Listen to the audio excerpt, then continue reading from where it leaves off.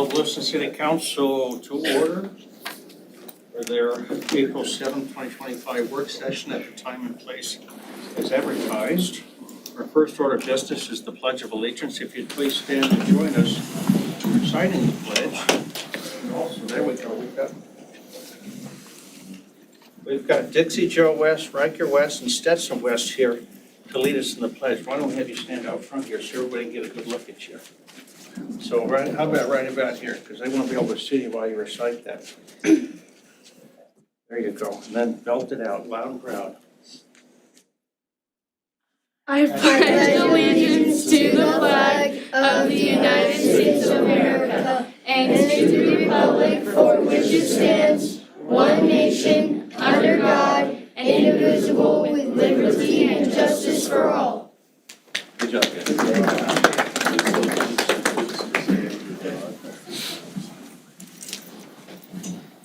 Thank you, Dixie Joe, Riker, and Stetson. Very well done. Our next order of business is citizen comments. This is an opportunity for citizens to address the council on agenda items or other items they wish to bring to the attention of the council. Citizens are encouraged to discuss operational issues in advance with the mayor. In consideration of others wishing to speak, please limit your remarks to 3 minutes. Also, Councilor Forsman has an excused absence. She may join us. The City of Lewiston, your council pledges to practice and promote civility within the governing body, respecting others and their viewpoints, and finding solutions for the betterment of the city. So with that, I would invite anyone who has citizen comments today, you can come up to the podium here, introduce yourself and your city residence. We don't need a physical address. And then you'll have 3 minutes. The microphone is that green circle above you, so you have to kind of enunciate and project your voice a little bit so those listening at home can hear what you have to say.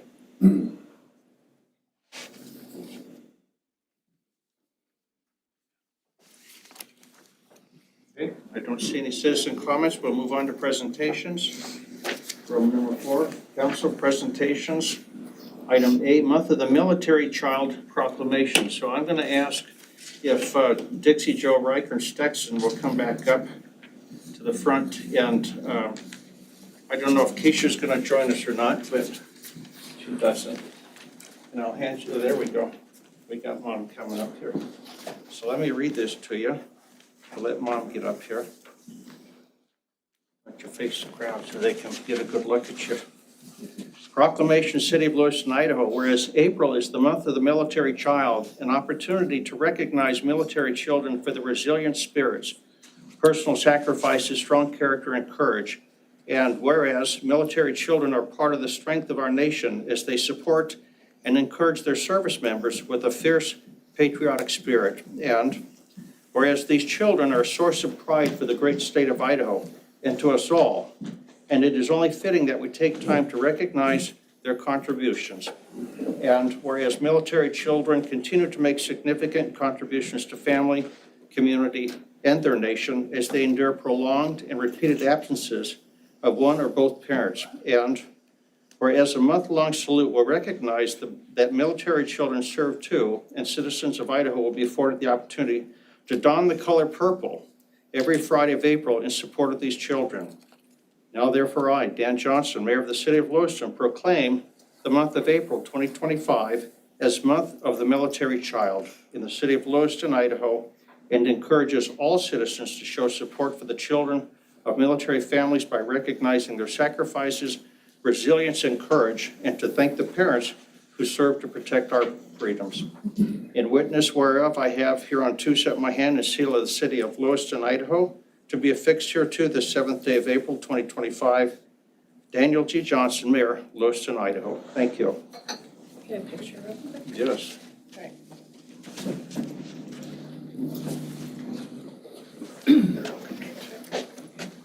Right here. There you go. Thank you. Appreciate it. Thanks for your service.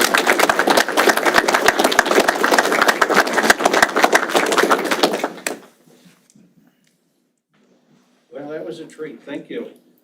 Keisha, Dixie, Joe, Riker, and Stetson. We appreciate your service and for being here today. Our next order of business is 4B, Police Department promotional pinning, promoting Officer Matt Anderson to the rank of corporal. This is an action item, and we have our police chief here, Jason Cusick. Chief Cusick, please introduce yourself for the record, and the floor is yours. Thank you. Jason Cusick, Police Chief, Lewiston PD. Good afternoon, ladies and gentlemen, Mr. Mayor, City Council.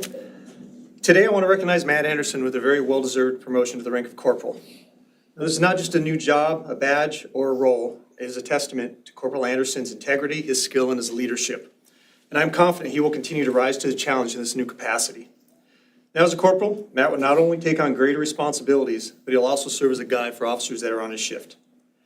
And I trust in his ability to uphold fairness, justice, to make sound decisions, and to continue serving our community with honor. Now, Corporal Anderson started his law enforcement career with the Nez Perce County Sheriff's Office in 2018, working as a detention deputy. He joined the Lewiston Police Department in 2019, and he earned his advanced patrol certificate in 2023.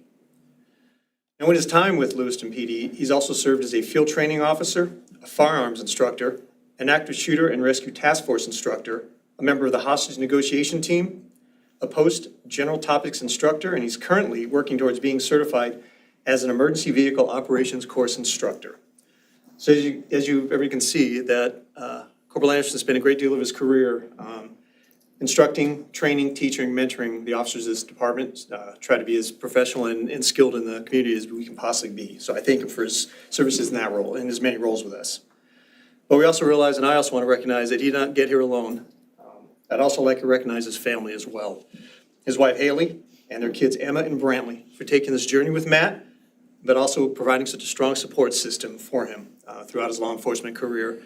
Today we single out Matt and recognize him, but this is also a thank you, congratulations to the entire Anderson family for this really important achievement for them, but also for us. And with that, I'd like to invite Matt up, or I should say Corporal Anderson now, but also City Clerk Tom Brocky to administer his oath. And then after that, Sergeant Emma will be doing his badge pinning.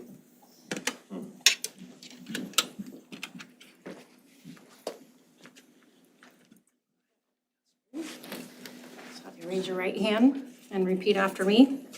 I state your name. I, Matt Anderson, Do solemnly swear do solemnly swear that I will support the Constitution of the United States, that I will support the Constitution of the United States, the Constitution and laws of the State of Idaho, the Constitution and laws of the State of Idaho, and the laws and ordinances of the City of Lewiston, and the laws and ordinances of the City of Lewiston, and that I will, and that I will, to the best of my ability, to the best of my ability, faithfully discharge all of the duties faithfully discharge all the duties of the office of corporal of the office of corporal in the City of Lewiston. in the City of Lewiston. Congratulations.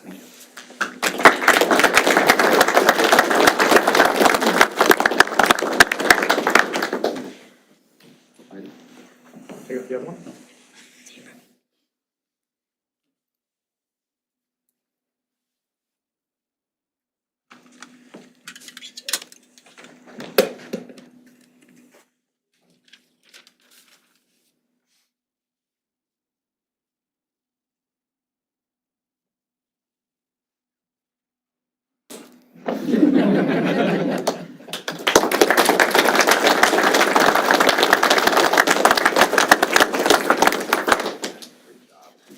There you go, sir. Yeah. Thank you.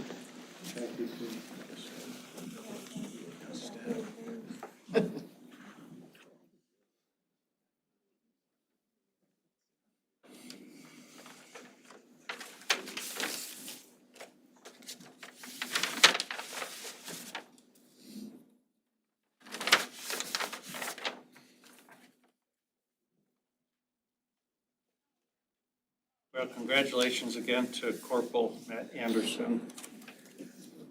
Our next item is Roman number 5, discussion items. Please note that identifying an item as an action item does not require the City Council to vote on that item.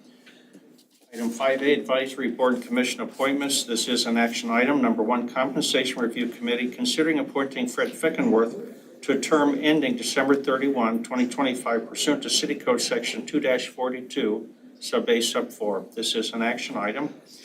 Councilors, I had an opportunity to visit with Fred briefly about his service on this committee, and I have known him for quite a while, and I think he would make some contributions to the work of this committee for your benefit. So with that, I move to approve the appointment of Fred Frickenworth to a term ending December 31, 2025 on the Compensation Review Committee. Second. Been moved by the mayor, seconded by Councilor Schroeder to approve the appointment of Fred Frickenworth to a term ending December 31, 2025 on the Compensation Review Committee. Is there discussion? Those in favor, please signify by saying aye. Aye. Those against? Motion carries. Thank you, council. Thank you, Fred, if you're listening, for your service.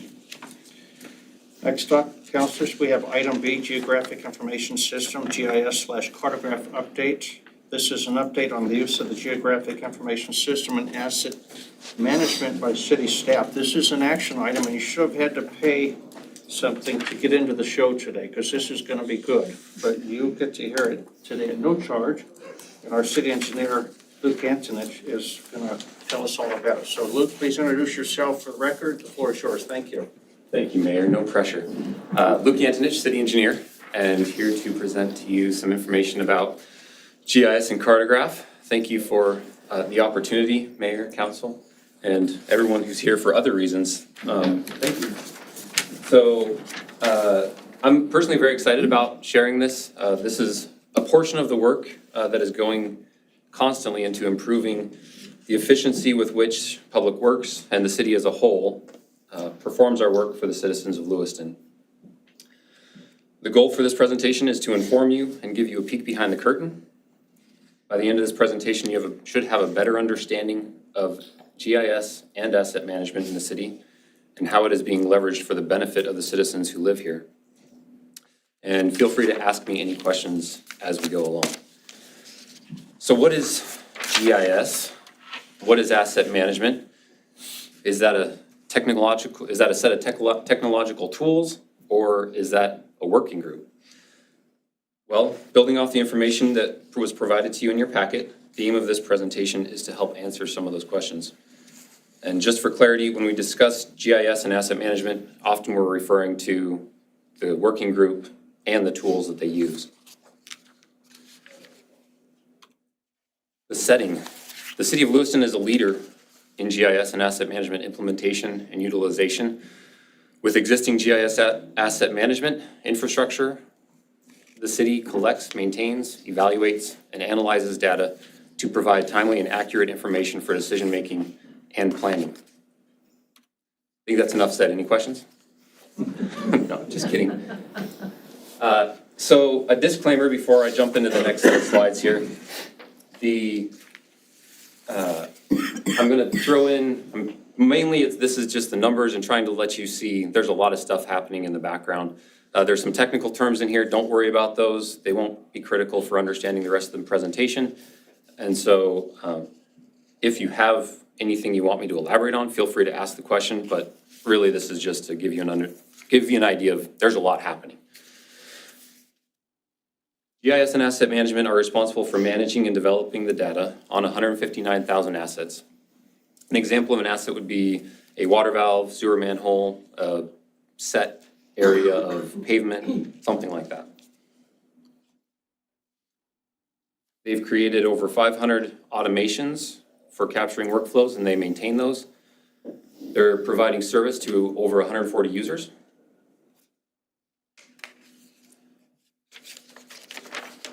The data is organized into 120 different asset types and over 90 feature classes to categorize those assets. GIS interacts with 9 departments regularly. They manage the interconnections of 7 different types of software, and they work with 3 enterprise utilities, plus streets, plus traffic, and we are adding to that list all the time.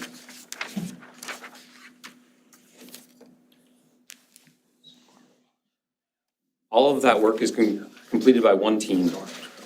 The input, collection, and harvesting of the data is a team effort that stretches across the Public Works Division and across the departments. as is the development and implementation of the tools and resources we're going to look at during the remainder of this presentation. Now, a little bit like this word cloud, GIS and asset management has so much going on that it can be difficult to discern any one thing, or sometimes even the point of it. So I'd like to highlight some keywords in this cloud in an effort to dig into what GIS and asset management is actually doing. First word is performance. One of the reasons the progress within GIS is so exciting is that as our asset management matures, the performance of the city improves across multiple departments. Automation. A key tool for improving performance and efficiency is the use of automations within Cartograph. Automation includes monitoring, tracking, maintaining, and managing assets with minimal human intervention. In addition, automation enhances efficiency, reduces errors, and ensures compliance by leveraging programs or scripts to automatically perform tasks that would take one person hours, days, or sometimes even weeks to complete if they were to do it themselves. Access. As long as I didn't miss a button here. Using the general or kitchen sink map and Cartograph, GIS provides access to assets and their locations and attributes to those who need it. Many of the guys sitting in this room. They also provide access to a world of data they are harvesting from other sources. Integration. GIS and asset management are integrating into many workflows and processes within public works, facilities, and parks, streamlining them and making them more efficient. They are even providing services to fire and police as well. Management. All of this helps the city improve our management of the processes, infrastructure, and assets that form the backbone of our life here in the LC Valley.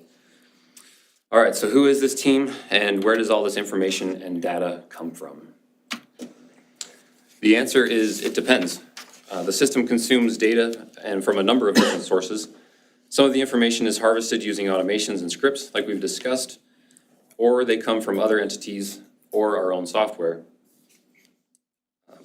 Some information is input directly into the system by the crews, by the inspectors, and by the GIS work group.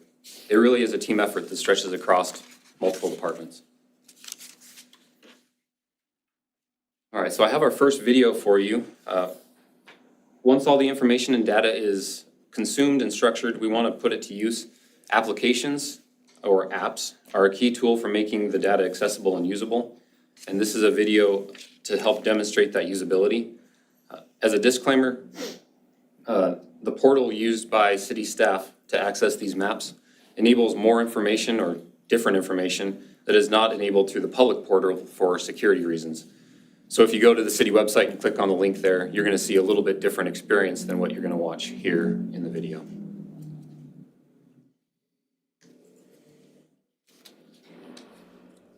Every day, staff across the city answer critical questions, from what utilities are under this road to what zoning applies to this property, and they need quick, reliable answers. That's where our GIS kitchen sink map comes in. It's a one-stop shop, a dynamic, interactive map that brings together dozens of city data sets.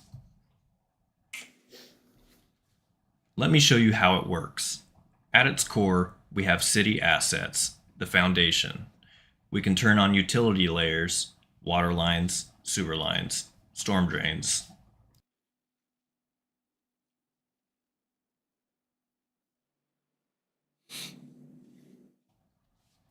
Need to see where addresses or parcels are located? Just one click.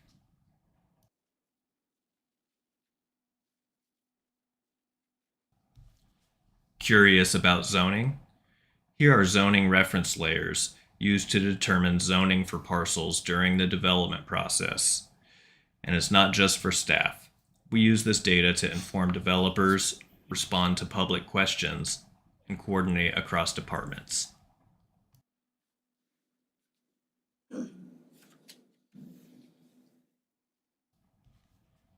This kitchen sink map is the city's digital foundation. It takes the guesswork out of day-to-day operations, helps avoid costly mistakes, and saves time by putting reliable, up-to-date information right at their fingertips, across departments and in the field. In short, it's helping us all work smarter. So that app is something that the Community Development Department and Engineering Division uses every single day. Most of us keep it up on our computer screens and use it all the time. I just realized that in my intro, I missed giving my group some kudos. So much of the material in the presentation, that video, was developed by the GIS work group. So it's pretty cool that we have the technical capabilities and the staff to be able to do things like this. So where have we been? Between 2010 and 2015, the initial data collection for the system took place, and it has been continuing ever since then. In 2015, council had the wisdom to establish a GIS supervisor. That kind of kicked off an actual GIS system that could be utilized to begin making use of the data. In 2018, we added asset management. In 2023, the GIS group was critical in establishing the stormwater utility. And now in 25, asset management and GIS as a citywide service continues to evolve. Here's a data maturity model. If you have more interest in knowing exactly what all this is, it was in the packet. So I'm not going to go into all of that. And my hope is that, well, right now we have data that is in every phase of this model. From the initial stages to the optimized stages. And hopefully, we always have that broad range of data coming into the model. The reason for that is it means that we're continuing to adapt and we're continuing to grow as we help the city become more efficient.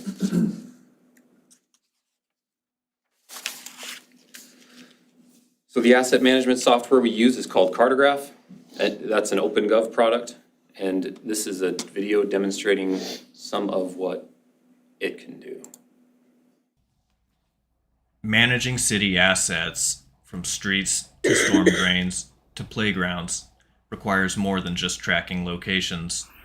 With OpenGov's asset management system, we've automated the way we plan, assign, and track work. It's not just about responding to issues. It's about proactively managing our infrastructure and understanding the true cost of keeping the city running. Here's how it works. Automated notifications are sent directly to staff and crews when it's time for inspections, repairs, or routine maintenance.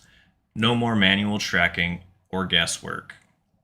As work is completed, whether it's repairing a pothole, flushing a hydrant, or maintaining a stormwater line, that information is instantly captured. And here's the powerful part. Every completed task can feed directly into lifestyle cost calculations. We can see not just how much we're spending today, but what it will cost over the life of that asset, helping us plan smarter, avoid surprises, and invest wisely. In short, this system turns data into decisions. Staff can know what to do and when to do it. Leadership can see where dollars are being spent, and we are able to gain visibility into the long-term cost of city infrastructure. It's smarter maintenance, better budgeting, and proactive stewardship of public assets. Plan, execute, track, predict. Smarter decisions for a stronger city.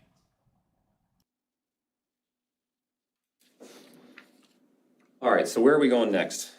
Following that data maturity model from a few slides ago and the 3-year plan in the packet, we plan to continue strategically maturing GIS and asset management capabilities in the following areas: in the organization of those services, in the data quality and the management of them, technology, applications and use cases, and public engagement and transparency. We've got one more video. So as we use that data and it continues to mature, we thought that it would be fun to demonstrate kind of how, well, this is a recent app that was created, and it would be fun to demonstrate how all of that work on the front end kind of gets encapsulated into an app that we can use for performing work on this end. real quick before that starts. So you'll see a switch between the app and going back into Cartograph. You'll see the switch. And that is an indication of how the app and Cartograph, for lack of a better word, play together. Whoops, wrong button. When new development happens in the city, whether it's a subdivision, commercial building, or infrastructure project, it impacts not just one department, but many. This app helps us take approved development permits from our community development system and translate them into clear, mapped locations that Public Works and our asset management system can use. Once a permit is approved, a Python script creates a polygon representing the project boundary. Public Works uses this data to document inspections for sidewalks, curb ramps, water connections, and more, all tracked against that location. At the same time, GIS uses this app to monitor the as-built drawing process. As contractors complete construction and submit final documentation, we track that progress in real time. This tool bridges the gap between permit approval and asset data accuracy. It ensures we're not just building infrastructure, we're building reliable data tracked from design through inspections to final record updates in our GIS system for the asset management system. That means fewer surprises, better coordination, and long-term confidence that what's on the map truly matches what's in the ground. From permit to pavement, smarter tracking, smarter data, smarter decisions. All right, next, funding. GIS is funded through the enterprise funds and the transportation fund and the MPO. And then this is essentially the conclusion of my presentation.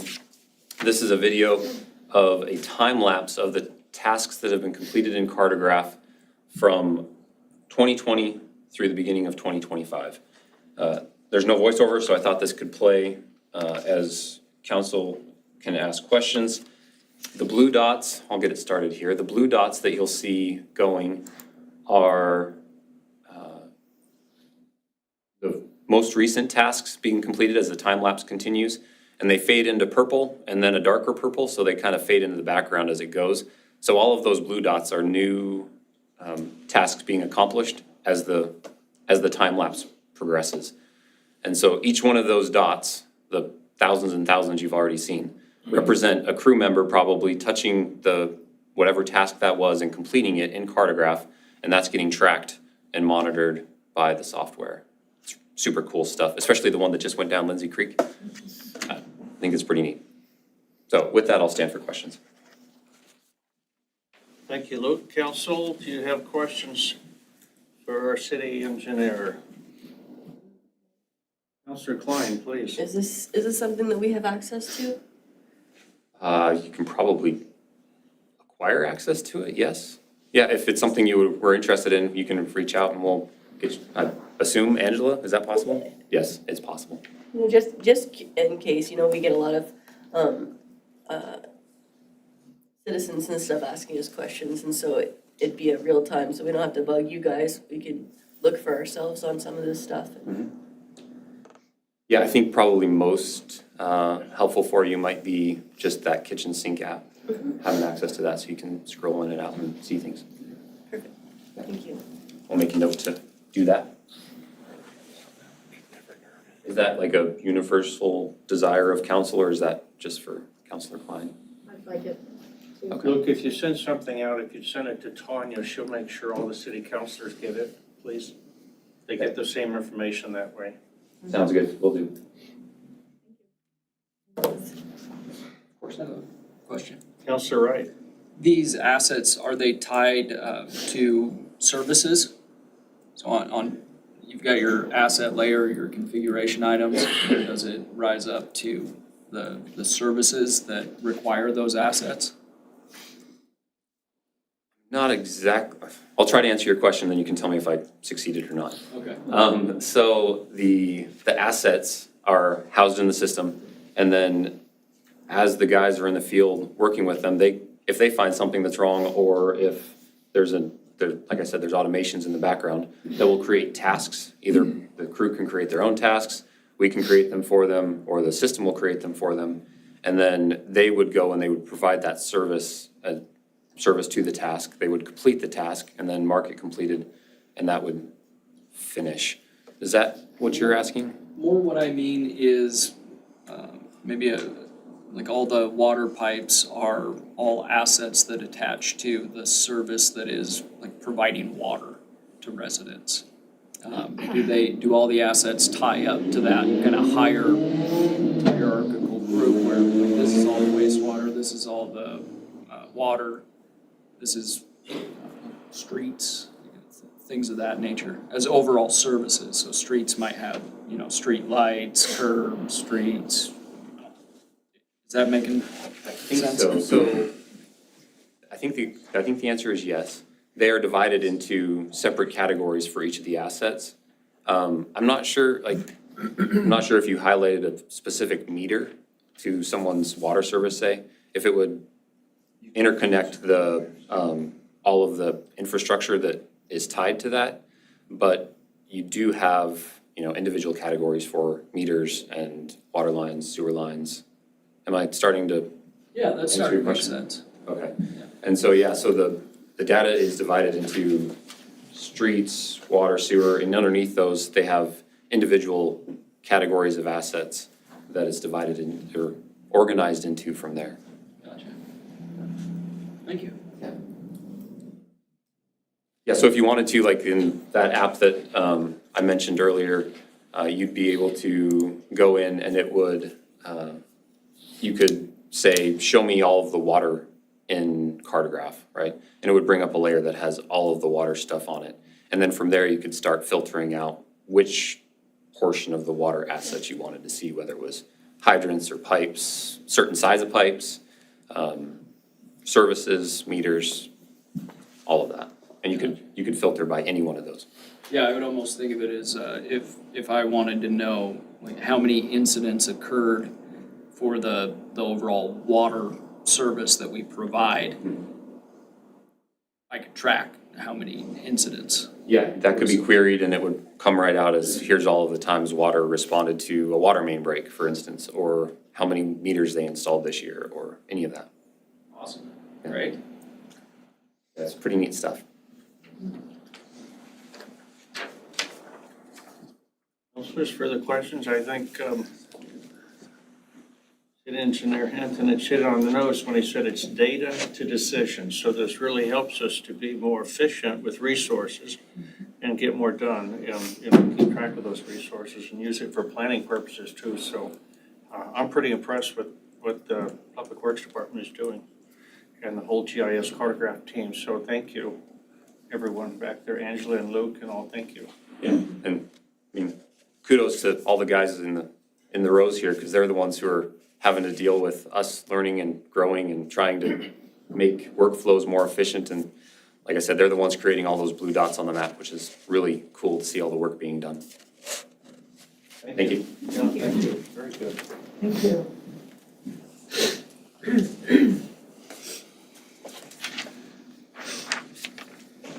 Okay, council, that brings us to Roman numeral 5C, fiscal year 2026 budget process discussion on the budget process for fiscal year 2026. This is an action item, and Councilor Spickelmeyer, you've been nominated to take the lead on this. Right on. When I originally brought this up, I was thinking back, I've been through, I think, 2, maybe 3 budgets so far, and it seemed like a lot of our processes, there was never any questions. It was more of a slideshow that went through. So my thought was to try to narrow it down, reduce the amount of meetings we have. And immediately after making the motion to talk about this, Director Gordon said she had already been working on it and has a plan, and she sent me partial bits of her plan, and it sounded exactly what I was looking for. So Director Gordon, if you wanted to follow up.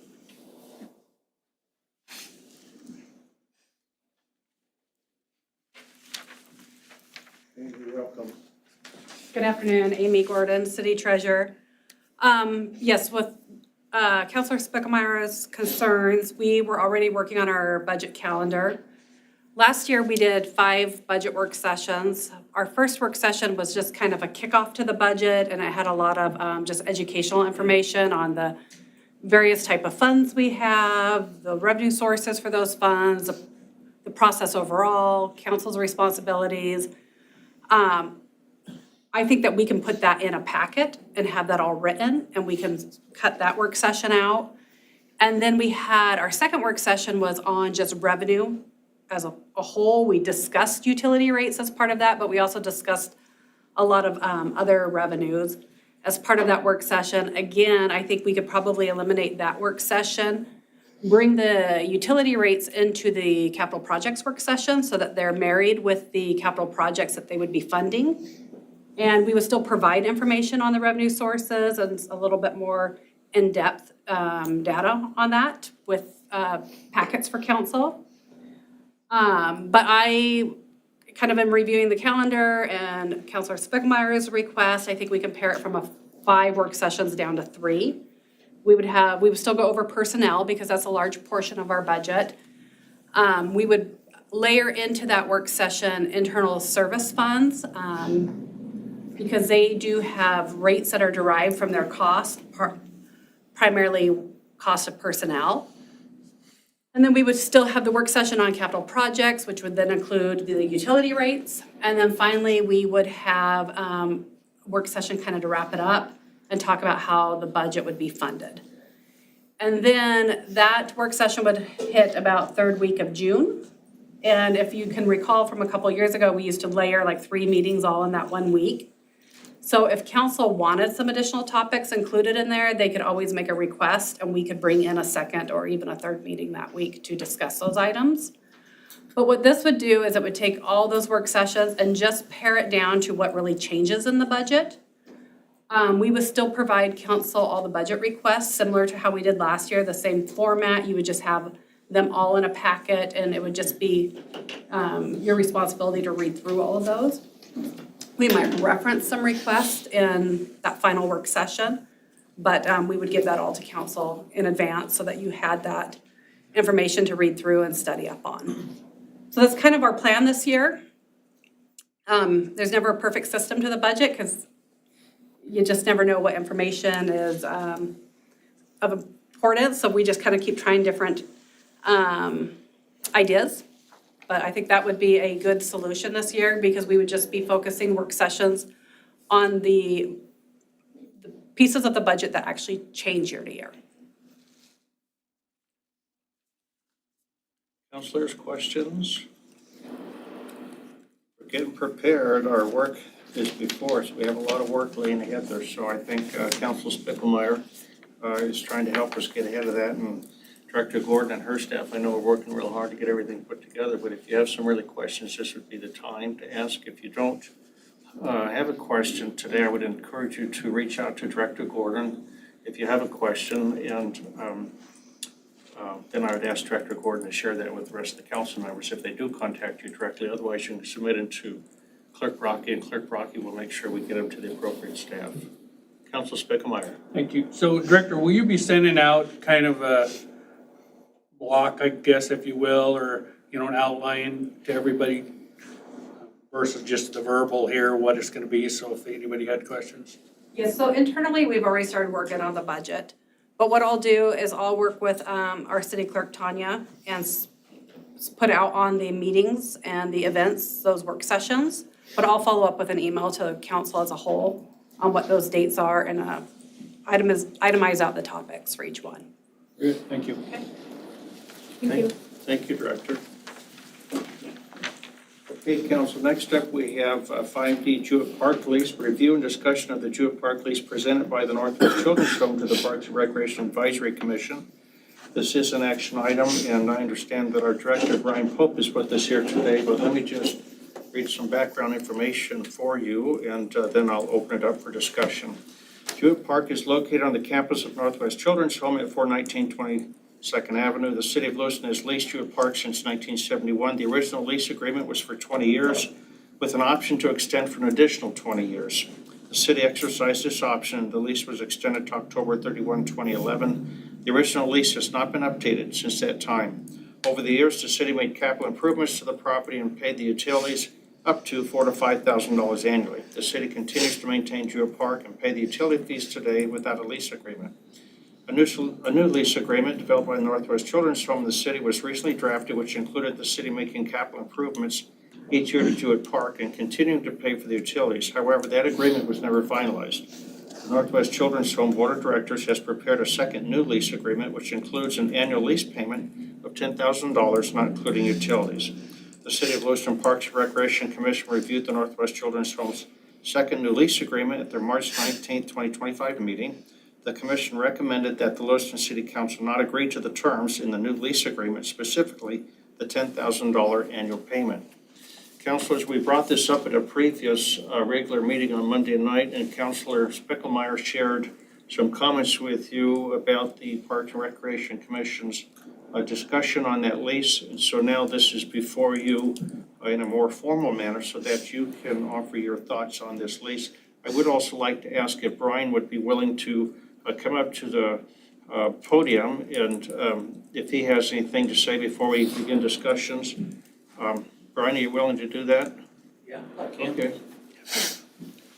And then Councilor Ship.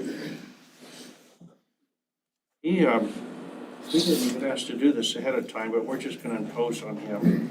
I also brought John Keats, our board chair, as well. And then we'll hear from them for a minute, and then councilors, maybe you can consider the council agenda item history sheet and what Northwest Children's Home has to share with you, and then we'll open it up for discussion. Welcome. Please introduce yourself for the record. Remember to speak up loudly and clearly so the folks in the green circle up there can hear us at home. Yeah, I'm Brian Pope. I'm the executive director at the Northwest Children's Home since 2014. And I'm John Keats. I'm currently the chairman of the board for the Northwest Children's Home, and I've been a board member for about 20 years or so. Well, welcome. What can you tell us about the lease, the current lease agreement that your board directed and Brian, that you presented to me for consideration? Yeah, so like you presented already, that's kind of the history of the actual lease agreement. We haven't had one in place since 2011, and for liability and risk management purposes, we need to get that signed. That's purpose number one.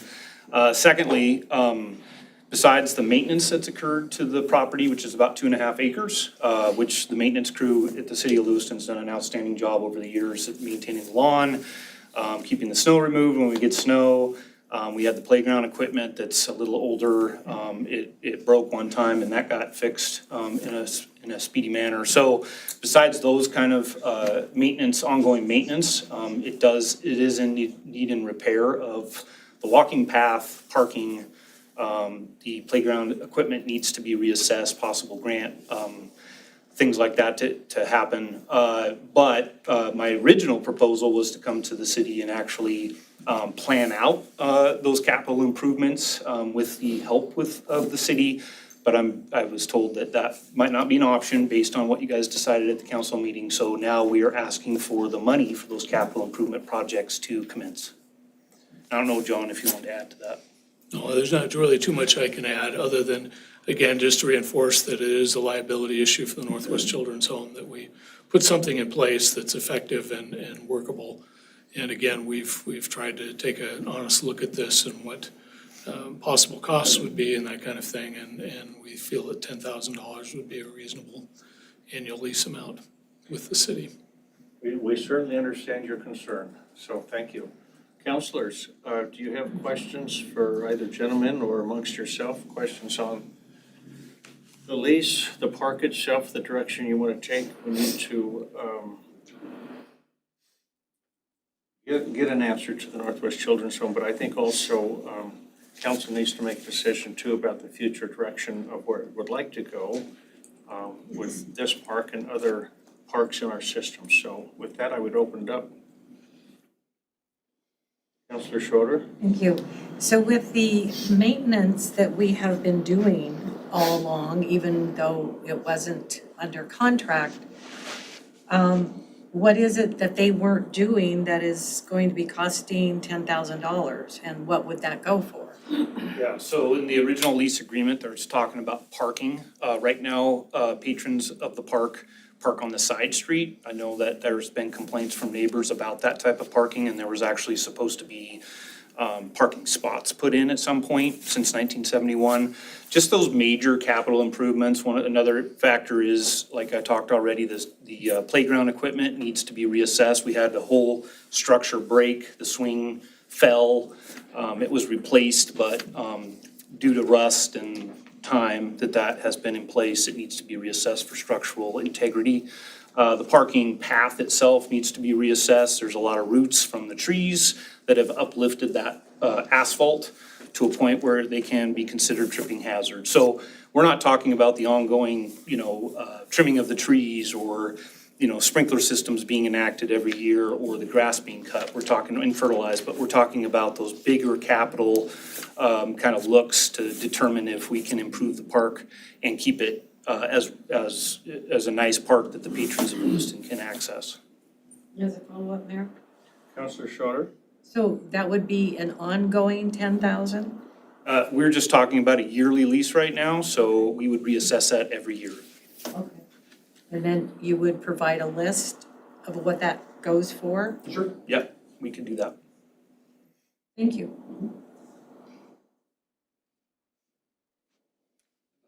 Counselor Wright? What are this is a park, what are the utility fees? Are we paying for the water? Is that the utility fees that we're talking about here, this 4,000 to 5,000 annually? I don't know where that number came from. I did a public records request. I did not get that type of information. I just asked for capital improvements. So I'm not sure, but I'm assuming maybe the water system in terms of the sprinkler system that keeps the grass green. So that's probably the top end. It probably depends on how much watering they do, how hot it is, how early in the season it warms up, these kind of things. But I have seen water bills up to 5,000 plus, and I've seen them as low as around $3,000. And then I presume that the electricity goes with that too, pumps it. I did not check that, but.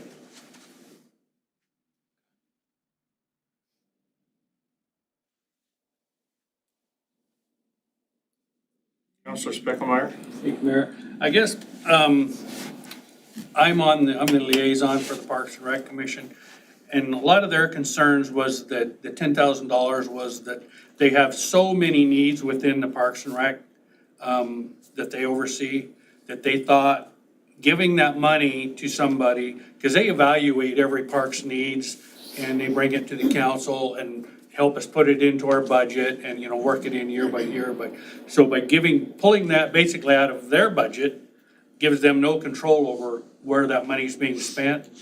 And so their thought is, that they have so many other things they could do with the money than hand it out. And it was basically, my understanding was, it was rent. I didn't hear anything about using the money to pay for specific items. Yeah, it's written in the contract that way, that we would utilize that money for capital projects that need to be But improved. it wasn't listed. It just said capital projects. They didn't know what that was. Okay, we gave examples in the contract, so I'm not sure why you didn't have that information.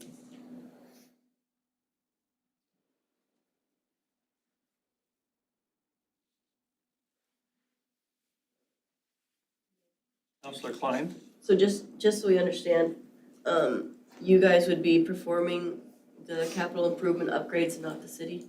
for these Yes, things? correct. Originally, we had come to the contract was gonna do just one thing every year. So if the sprinkler system needed to be upgraded, that's where the city would build that partnership to get that done through however means.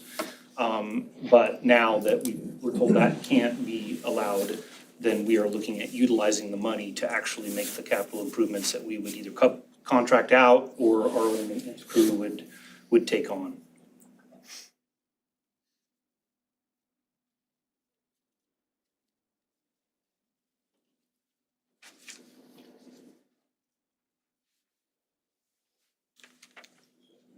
Counselor Wright? Follow up on what you were saying a moment ago, that is under rental. The $10,000 per year is under in the agreement under a rental. Then if you follow, I don't have it with me, but there, if you follow down what those capital improvements would be, there's a list of capital improvement projects that we would assess as in terms of prioritizing what those would be on an annual basis.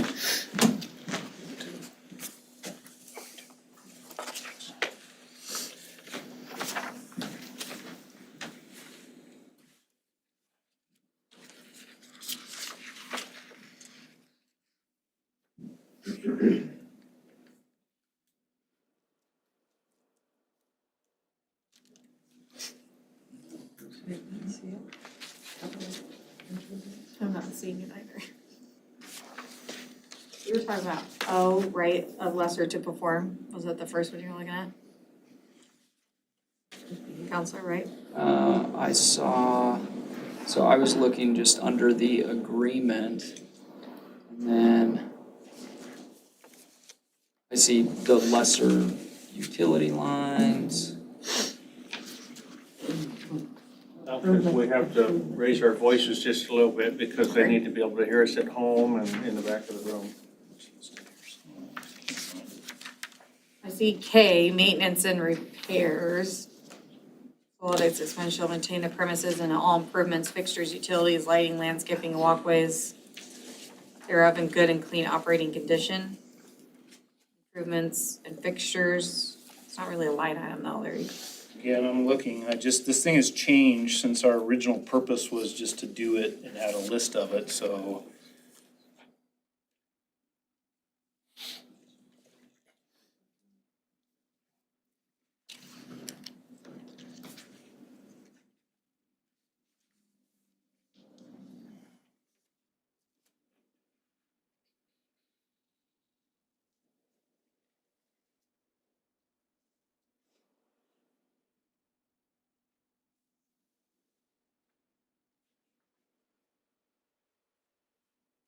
I'm not finding it right now, so.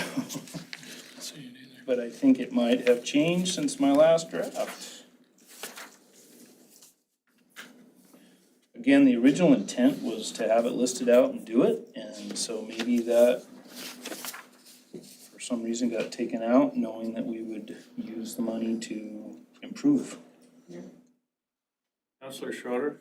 Now, bless you, the leasee is the children's home, correct? Okay. We're the lessor. You're the lessor. Yeah, we own the land. Okay.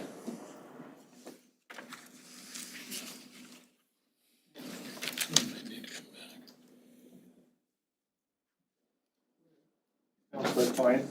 So in this one, it says, like, under J, improvements and fixtures, it says the lessee's sole cost and any improvements to the premises shall be made at lessee's sole cost and expense. Yeah, I see that too. I mean, we can come back and negotiate that as the contract, but the intent is to utilize the dollars to pay for capital improvements. So, not sure where it is right now in here, under pressure, but I thought it was. Okay, Brian. No, we need to go back and revisit this, but again, part of it is our, obviously the board's concern again is with liability and that kind of thing. So for example, with the existing playground structure and that kind of thing, that needs to be replaced. And so, from a liability standpoint, from the children's home standpoint, obviously that's a cost of insurance for us. And so, that's a big part of what we're looking at. Same with walking paths, because again, I've taken my own granddaughter down there several times and there's a lot of places where the trees have uprooted and it kind of needs to be redone. And that's what, again, what the intent would be of applying these lease monies toward making those types of improvements. So I think we need to go back and revisit and see, it looks like the copy that we thought was coming before you didn't. And so we apologize for that. Counselor Forstman? Instead of having one big lump sum of a cost, can you not still have the lease, but then have in there that you would make requests for monies to improve certain fixtures at a time? That way it can be fit into the budget a little more strategically. Yeah, and that was the original intent before this contract, was to actually have, okay, and I think it was in either last year or the year before's budget from my public records request, that the sprinkler system, the $10,000 was allotted for the sprinkler system to be fixed or updated.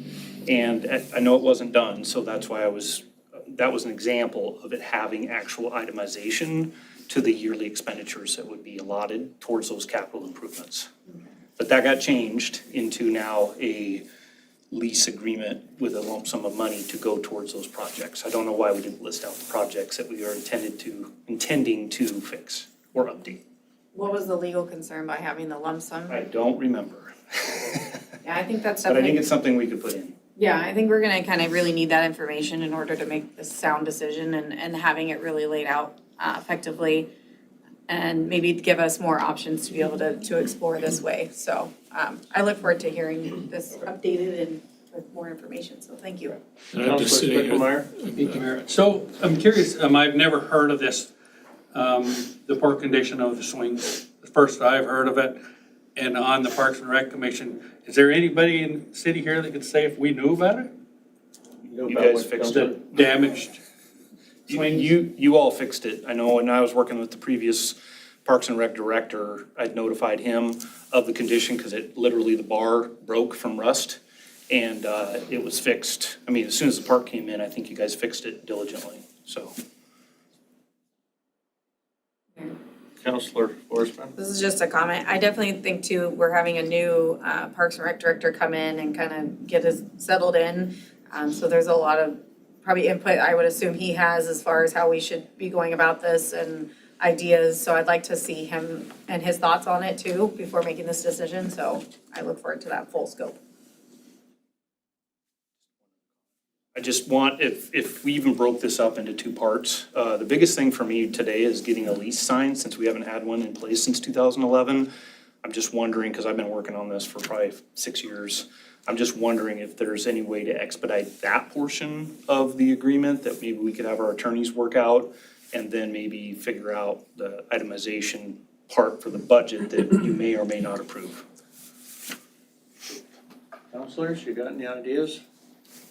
Well, our attorney is here. I was like, I'm gonna refer to legal Yeah, on that one. She can write it, but you have to tell Okay, the public what you'd like. If you decide that, then we can work on the lease. I think, yes, so we need to make that in a motion. I would. Okay, I move to have staff, our attorney, to review this and work with their attorneys to come up with an adequate solution. Second. Okay, it's been moved by Counselor Schroeder, second by Counselor Forsman to work on this lease to come up with an adequate solution. But counselors, I would challenge you a little bit to say that it's really your position to decide what that is and not leave it up to the attorneys to figure out. So if you know what it is you'd like to have in a lease, or at least a temporary lease, if you are direct staff with that, then they'll draft the lease accordingly. Otherwise, it's wide open and we don't know what to put into it. And I'll be coming back to you and asking you, what would you like in that lease? Mayor. Counselor Forsman? Oh, I will say I'm not super comfortable with the lump sum amount being in the lease, but I also don't know I don't really have all the facts to be able to make this decision. What was the reasoning why we need the lump sum? Was there a legal ramification for that? Then I could give a direction for it, but I don't have all the pieces, put the puzzle piece together. Jennifer, welcome. Please introduce yourself for the record. Jennifer Tangano, City Attorney. I haven't had the opportunity to review this lease initially, so if, at least as a starting point, I could review the lease and provide you my legal opinion on the current terms and provisions, and give my legal advice directly to you about those terms and provisions.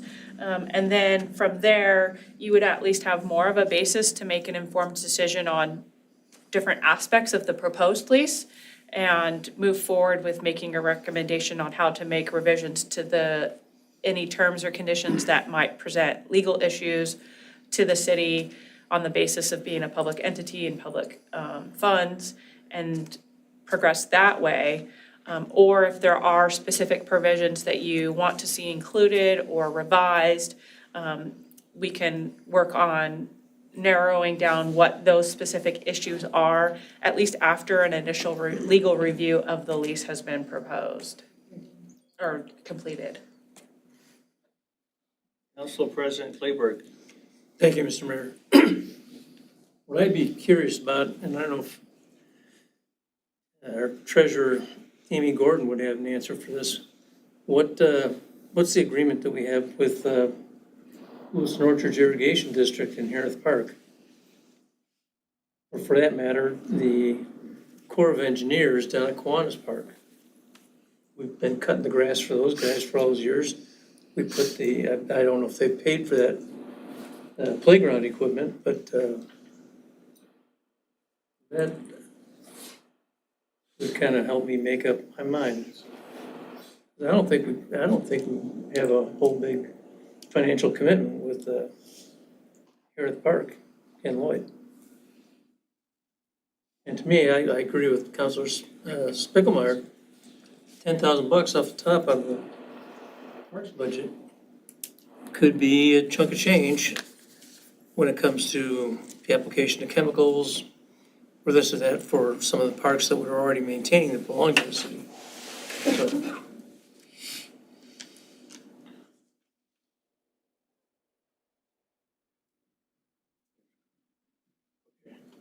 Mayor, do you need me to change my motion? So we have a motion on the floor to direct staff to draft a contract and agreement with Northwest Children's Home, seconded by Councilor Forsman.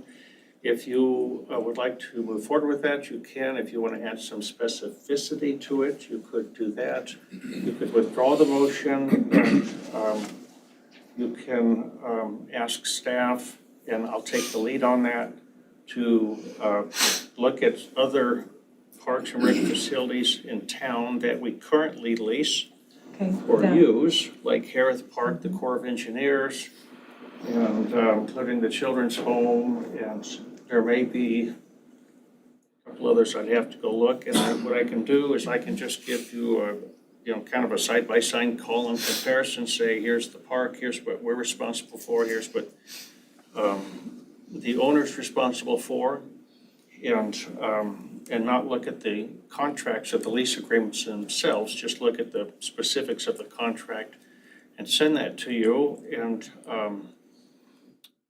I think with a decision to let Northwest Children's Home know what your desire is, and that's going to probably take a couple months. And so in the meantime, I think what Director Pope is asking for is if we're going to continue to use it as a city park, and I presume we're going to be mowing that thing. We're into that time. Yeah, probably. If you need to ask them for just a simple agreement that says, for the time being, here's $1 a month for the next 2 or 3 months, at least to cover your liability until we can work out the terms of the contract, something like that to keep this ball moving forward, we can do that as well. One other comment, just for your consideration. Yeah, I assumed the attorneys had talked, our attorney and you have talked. I went through your guys' liaison person after the other director left, so my assumption is it had been looked at both ways. So my apologies if that was a miscommunication. I would like to just point out that my board, I'm gonna have to take this back to my board to decide if this is something we want to continue with. Definitely want the liability thing taken care of, or at least in place temporarily for that purpose, since it's been since 2011. But I'd like some feedback in terms of if this is something you guys even want to do. Because if you don't, we just need to make some decisions based on that type of information versus we want to continue improving the park over the years. Since 71, I think it's been $1 a year. That I'm not here to collect $55, but just kind of wondering how the city wants to proceed in those capital improvements that I think are vital to keep a park safe. So. Thank you, Brian. So, councilors, I think, in part, what Brian is suggesting is that the council would need to decide if this park is part of your desired future condition. You know, if this park is going to be part of the park's master plan moving forward, or if you have other priorities or other wishes. So we need to figure that out and let them know. Counselor Forsman? Yeah, that was, I guess what my question was gonna be, is if we decided we just didn't wanna do this, then it would basically, we would no longer use the park, correct? Correct. I don't know. So, well, and I had one comment, if I may, or a couple. One is that I think, first of all, I think the relationship that we've had with this, even in the absence of a contract all this time, has been positive from my perspective. Again, the city's maintained it well and that kind of thing. The suggestion I had would be, again, obviously, our concern primarily is the board, and I'm just speaking on their behalf, so I can't speak for all of them, but, you know, is again with the liability issue, that we have something in place that spells out, you know, if we are gonna have this relationship with the city, what the respective responsibilities and commitments are. I think with respect to the whole dollar question, and again, this is off the cuff, so I apologize to Brian, but I think what might make sense, if it makes sense to you, is perhaps consider having a base lease then, kind of such as what we've had. And then with respect to the capital improvements and the issues that we want to address through, you know, some input of dollars, we could actually make that an annual addendum to the contract. And that way it wouldn't be a fixed dollar amount, you know, and it would be more of a case where we'd be coming to you and discussing, here's what we think needs to be done, here's what we think the estimated cost would be, and that could be kind of a part of an annual process. Just a thought. Okay, well, we have a motion on the floor. If you'd like, Counselor, if you'd like me to gather that information for your Yes, I would. review, I can do that. If you withdraw your motion, Counselor Forsman withdraws her second, and then I will work with Brian as quickly as I can to put some information together. And then I can talk to Jennifer in the meantime and see if there's something we need to discuss with your legal counsel to provide the protection you need until council decides whether or not they would like to continue at Jewett Park or not. Reasonable. Yep. Mayor? Also, I would like Councilor Spickelmeyer to approach Parks and Rec to see if that is a viable, if that park is something that they want to keep maintaining. Because this is gonna come out of their pocket, I guess, or some of it is going to anyway. And it is already with the mowing and the labor and all of that, it's already been out of Parks and Rec. So you may want to take that up with them and see what their thoughts are too, and pass it on, have them pass on to the mayor. Yep. Okay. Sure. I do have a question or comment Councilor to you. Would you guys be, you know, do you have certain things in the park that you feel that you have a liability on because of their condition? Could you provide that to us or to the Parks and Rec group? They could evaluate it, also give us their recommendation and cost what maybe we could do it for? I think that's reasonable. And I think that should be an ongoing thing, that your concerns should be brought to the Parks and Rec. They could bring the cost to us. It'd be a lot more. So I just want to put that out there, that we were doing that, and it just wasn't, we just weren't to a point where we were getting these capital improvements done. But that, if it's a kind of a newer step, then we can absolutely, that's a reasonable. Because we definitely don't want kids or anybody getting hurt, you know. Right, It's exactly. considered our park if we're, you know, people probably don't know we're leasing it anyway. But we appreciate you coming in person, so now we have a face to the project. So thank you. We appreciate you coming forward. Counselor, did you withdraw your motion? I did withdraw my motion. Counselor, I'll withdraw. a second. Okay, so we're back to zero. So thank you. Brian, I'll follow up with you.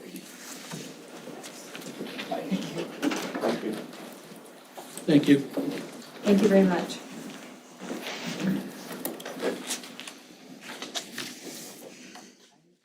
Okay, next up, councilors, we have periodic review of advisory boards and commissions. Item E, Clerk Rocky.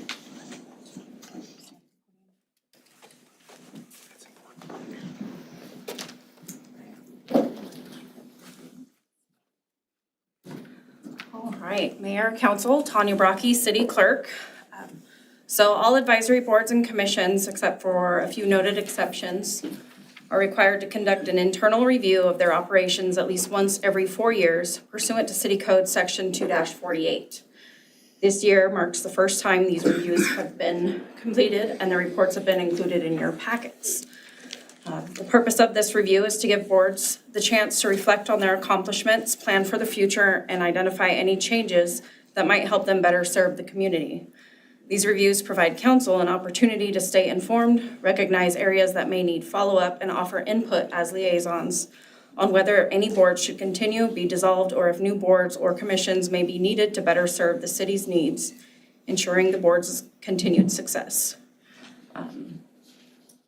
I'll stand for any questions and follow up with staff liaisons as needed. Please feel free to share any thoughts or direction you may have at this time, particularly in your roles as liaisons to these boards and commissions.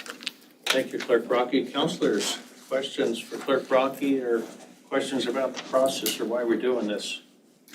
Councilor Spickelmeyer. Thank you, Mayor. I guess one of my biggest concerns, and it's been on a couple of the commissions that I've been on, is that we seem to have a really hard time getting master plans done.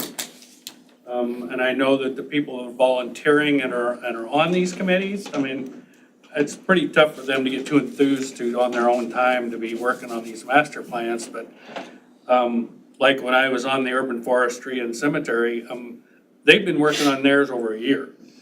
And I don't think we've seen very much movement. I know Councilor Klein is on the liaison now, but I'm just wondering if there's a way to escalate it. I know, because some of the times we come in here and we're looking for recommendations from these committees, just like Jewett Park or Barrett with the pool, Bertliff Pool. It's a stalemate. We don't have an answer because they haven't developed their complete plan. And being on the Parks and Rec Commission right now, I don't see it coming anytime soon from the meetings I've had. So that'd be my feedback, is I see it listed that everybody's working on them, but no real timelines. Councilors, I think one of the recommendations that you're asked to make, or the commission is asked to make anyway, is whether or not to continue with that committee or commission, because if they're not helping, if the work they're doing is not vital to the mission of the city, or if it's just not making progress, then it might make sense just to discontinue it, or if we have a hard time getting a quorum at the meetings and things like that. So that's part of what we're supposed to do, and that's what this review is all about. But then also, if the council here, for example, we'll use Jewett Park as an example, if the council decides that, we'd like to reevaluate all leases and kind of reprioritize where we think the future of the city should be in its park and rec system, given the changes that are happening. And Councilor Schroeder mentioned our new director coming on board. I certainly agree with that. He would be the right person to do this. Councilor Schroeder said that, or Forsman? Oh, good job, Councilor Forsman. Yeah. These commissions really play a vital role in city government, and people do volunteer their time. We'd all probably be the first to admit that we can't do it all ourselves. There's just too much work, as Councilor Spickelmeyer said. So, having these commissions breathe and live and, push us towards this desired future condition we talk about, is important to do that. And the council liaison is there to report on that, but also to carry messages back to these commissions to say, hey, this is what the budget priority is going to be for the next 2 years for the council, I believe, type thing, and then they could make some course corrections and move forward with that. Sometimes it is a funding issue, cemetery, parks and rec especially, but I believe we just have to keep pushing down the road and doing it. And we're going through some changes, where we're going to have to address those things, but I think that's part of it. Mayor. Councilor? I'll speak for the MSAP board. I think they're obviously a very necessary board to have. They very we don't actually meet nearly as much as the other boards, but they're effective and they stay on task and they get things done. And if they need to get more done, they make extra meetings to get things done. And so I'm honored to be a part of that board, and I hope that they continue because they make sure that codes are right, that we have an adequate EMS board or medical services for the city. And they're really just about reviewing codes and procedures and cost, and so they're a very effective board. So I speak highly of them and all the work that they do, and they have really dedicated people on the team. So as far as Public Works, one of the things that I know has been a constant, and Councilor Schroeder can give her 2 cents too on this if she likes, is us as council giving them direction. They kind of feel like a very reactive board and that they don't get to make recommendations to us, that we pretty much get to see it and then they get told, we already saw the projects that have been done, council already made the decision and now you're seeing it. So a recommendation to keep the Public Works Committee going would be that us as council give them tasks or ideas of what we want them to review. Was one of the biggest things that I've been hearing. And I think there was another group that said a similar thing. I don't remember which one. Maybe it was the cemetery.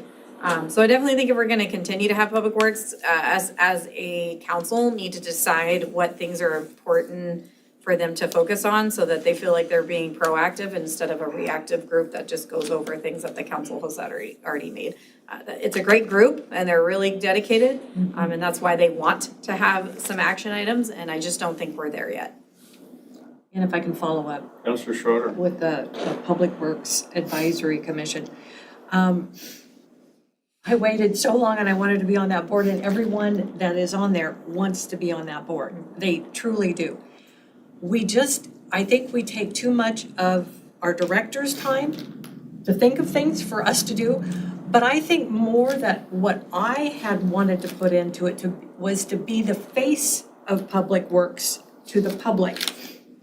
To be that person whenever there was things that we needed to go out and advocate for or whatever, just like the Main Street, to be that face and advocate for what they're doing. But there's also a lot of other things. But again, if we're taking too much time of staff and the director and not accomplishing enough, I agree that we maybe should look at it. But like I said, the people on there are so very dedicated and want to be there, but we just don't know how to be effective. I think that's the best way to say it. Well, I certainly think as council liaison on that, you could think about this like a performance evaluation of the commission, the work of the commission, and the mission of the city. And, if we're not hitting the marks, then we need to make changes. It's just that simple. But if council needs to provide some direction on what those marks might be, or at least give some sidelines on that to help the commission be creative and come up with some ideas that will help the council and the mayor achieve the goals of the city, then we need to ask for that too. But it's probably a two-way communication process, but I would look at it as a performance review type process where, quite honestly, they could critique some of the decisions that are being made, say, here's where we really need some help if we're gonna do these things. So that should be a very robust, I think, discussion sometimes between the commission and the council liaison and the council itself. Councilor Klein? If we're talking about Public Works, one of the ideas I had for them to kind of discuss and figure out are the school sidewalk priorities, as far as like which areas they feel need addressed first, and kind of get sidewalks moving, stuff like that they could be tasked with. I will write that down.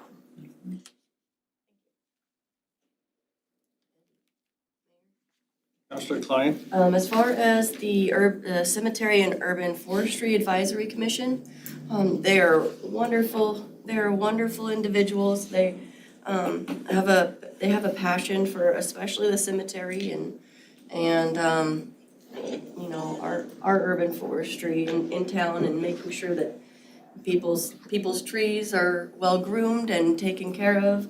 But I feel like this committee, we always have a hard time getting people to join the committee. You've seen our list of all of our needs and stuff for committee members, and I feel like this committee in particular could be almost split up into two different groups, like the cemetery, maybe their preservation of the historical part of the cemetery might be better suited for the historical committee. And like the urban forestry, it kind of goes along with Parks and Rec. So, maybe being able to help, split that group into the two others that are already there they might be able to make more traction and get more done. Feels like there's a disconnect between that committee and the other ones is kind of associated with. And so it's hard to make any movement. Feedback.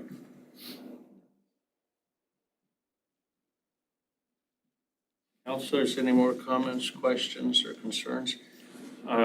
If you have some input or some ideas after this meeting, I would ask that you submit those to Clerk Rocky and then ask her to distribute those to all the council members so that we can, kind of keep track of not only the committees or commissions that we're serving on, but the others too, and see if there's any kind of assistance we can offer to, move forward towards our goals. And that's going to be our next item here when we talk about the strategic plan. So, all right. Well, thank you, Tanya. Thank you. Well, Clerk Rocky asked me if she had to go up to the podium, and I said yes, not remembering that I was next. So I should probably take some of my own medicine and come up here.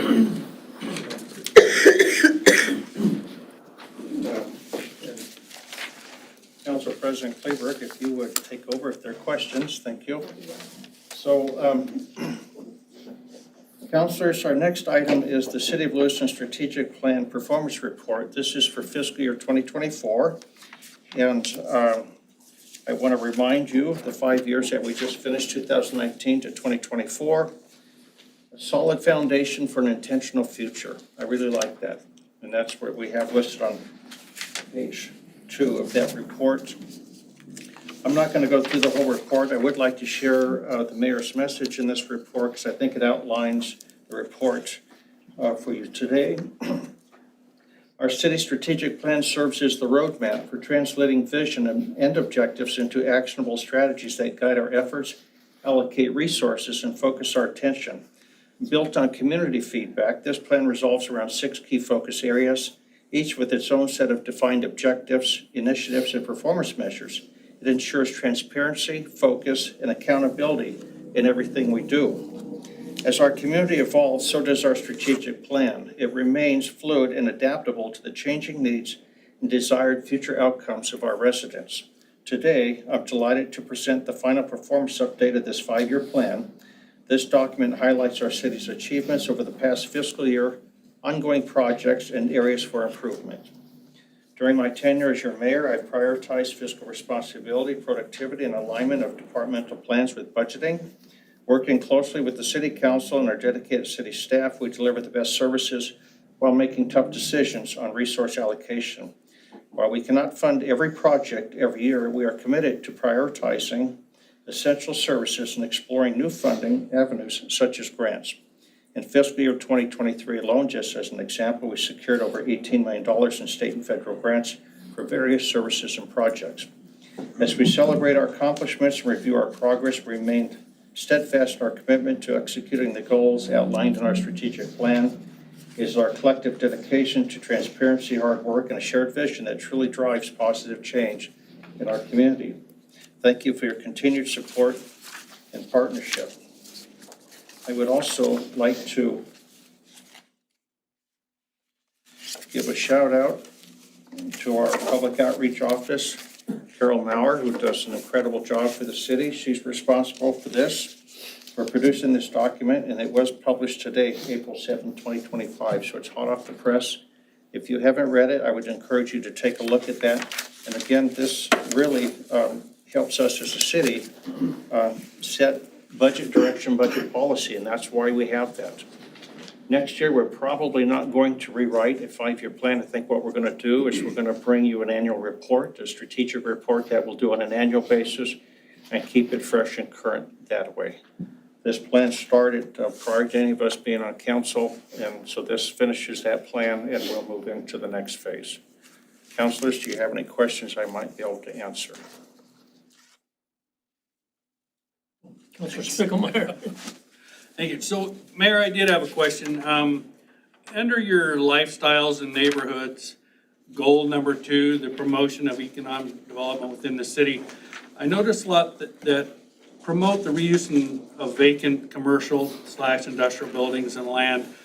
Is there any efforts or thoughts on how to address the vacant retail businesses?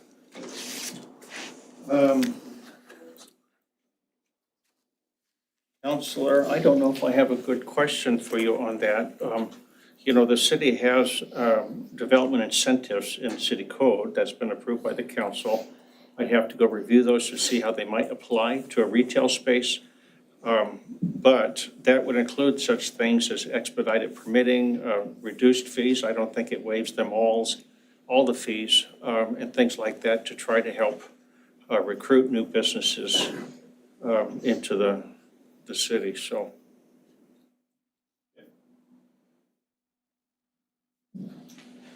But we could use more, I think, in our city code. We have to follow state law with that, but certainly if there were some other avenues we could do to provide incentives for investment in the community, and I think we're doing some of that, by the way.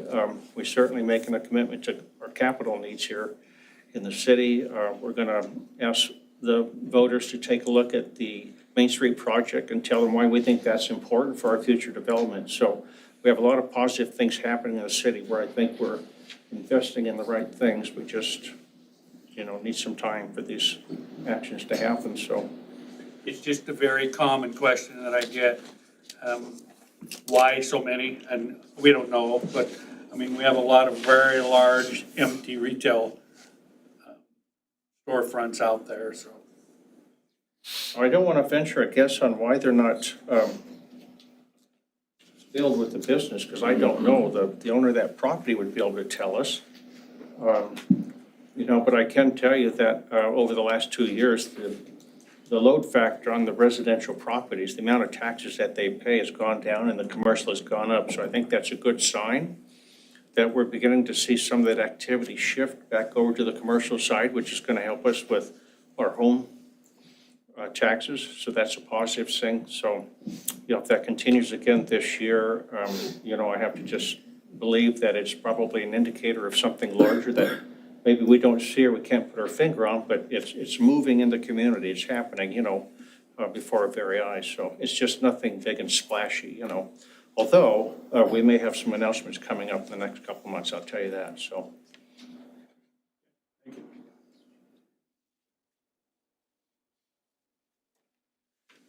I just have a comment. I like the idea of having more of an annual report compared to the 5-year. I know a lot happens in 5 years. I always hated that question when it came to job performance and stuff. Things change from year to year and what expectations are. And so I think that's a good way to proceed. Well, thank you, Council. I appreciate that. You know, when this effort was started 5 years ago, it really began with listening to the community, what they thought was important and where the city should go. I was not part of that, but I have the old documents and I've reviewed them. And this is what they came up with, part of what they came up with. So this is the report card after 5 years. Did we hit the mark? And we probably did in some places and others we didn't for whatever reason. And so now this gives us a time to kind of reset that, you know, put a new plan together, a report, if you will, over the next year. And with council input, community input, and use that to guide some of our budget decisions. It should. You know, we shouldn't be funding things if it's not important to the community, if it's not in the plans that they've put together, we've put together moving forward. Those two should align.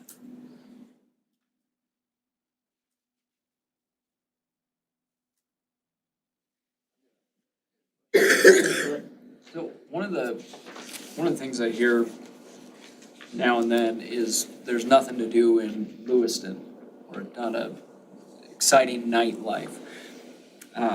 Is there, and I apologize, I've not read through this, is there plans to, I don't know, have some type of building or venue or comedy or concerts or, I don't know, some place where these things can take place?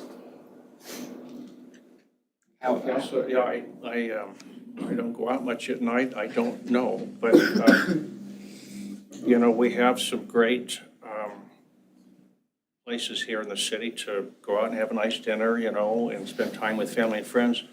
But to give you a bigger answer at a higher level, Lewiston has talked about creating an auditorium district for a long time, and nothing's happened. And all it takes is just some hardworking people to make it happen. And last week, I met with a young lady in the valley here who wants to take the lead on creating an auditorium district here in Lewiston, which I think is exciting. And she's working with at least one other young lady. They're probably in their, I shouldn't even guess, but you know. Don't guess. Probably more than half my age, but anyway. And so last week we had a conference call with a former senator, Idaho State Senator that I served with, who helped set up the auditorium district in Nampa. And so we're working with other districts to find out, you know, what we need to do to make this happen, how to be successful. And he was very, very helpful. And so she's continuing to work on that. And I know she's going to be recruiting some folks to help her with that. So if that progresses, you could see us put that up for consideration to the folks in the valley here to set up an auditorium district. And then, of course, within that, the bylaws, if you will, of that, you'd have to decide who your board members were going to be and then what projects are eligible for funding out of those receipts that you get. So all that has to be defined up front, what you're going to do. So, you know, if you or one of the council members or somebody else in the community thought it was important to have a certain type of recreation experience in the valley, we can talk about that. I don't think you can build restaurants with it, but certainly you can build things that might be connected to those types of secondary services, you know. So that is going on, and I have confidence that she will, she and her team will put something together. It's just going to take a few months to go through the hoops. It's not a quick process, but. Yeah, so that's encouraging to see what else it might bring.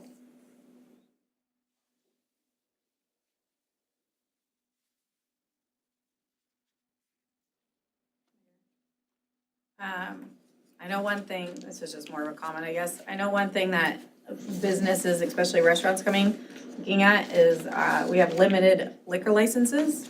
I think we're actually maxed out on that. We don't have any others.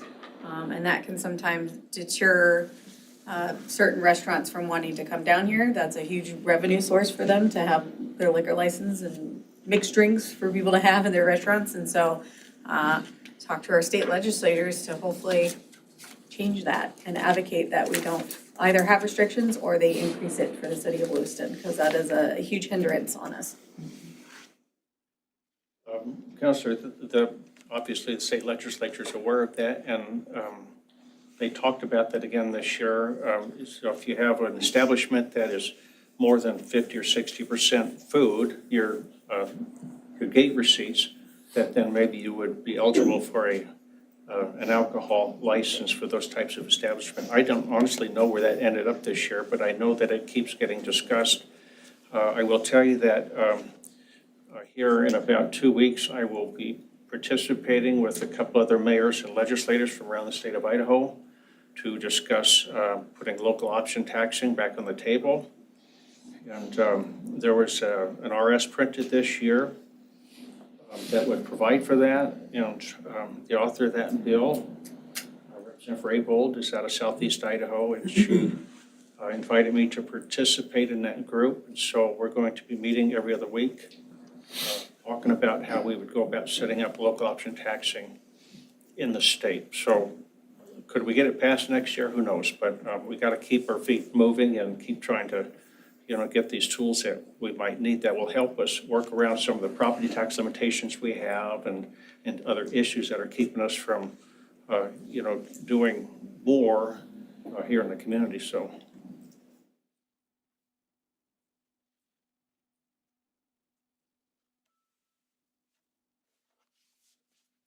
Thank you, Mr. Chairman. Thank you. Thank you. Just put that good. Just get it out of your system. Thanks, Mayor.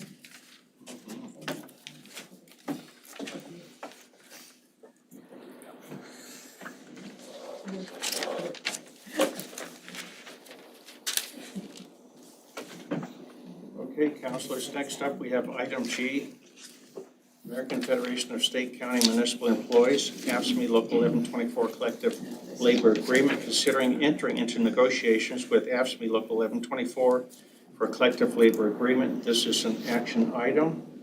And our Human Resources Director, Nikki Province, is here. So Director Province, welcome. Please introduce yourself. For the record, remember to speak up loudly and clearly so everybody in the room here can hear what you have to say. Thank you. Yeah, Nikki Province, HR Director for the City of Lewiston. Mayor and Council, based on your prior deliberations, it's my understanding that if the City Council proceeded with negotiations with AFSCME Local 1124, it would do so under certain conditions so as to align with other employee groups. These conditions included, but were not limited to, establishing that overtime is earned after 40 hours worked and would no longer include hours of vacation, sick leave, compensatory time, holidays, etc. Aligning holiday and weekend pay language with the city's personnel policy and other employees who also work overtime, weekends, and holidays. Designating all employees as at will. Not paying additional pay for winter snow plowing and summer painting, but accounting for that in another manner.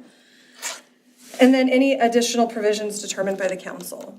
If you wish to proceed with negotiations, I would recommend that the City Council make a motion for staff to enter into negotiations with AFSCME Local 1124, and that you include language in your motion with these conditions. I've provided you with a copy of the recommendation, which includes the conditions discussed in your deliberations. Thank you, Director of Council. Questions? Mayor. Comments? Councilor Forsman? I don't have an issue with I don't find it necessary to revise the winter and summer payout, how that is calculated. I'm fine leaving that as is. Other council members might have different opinions. That one was fine for me. Yeah, so that one in particular, I don't really agree with.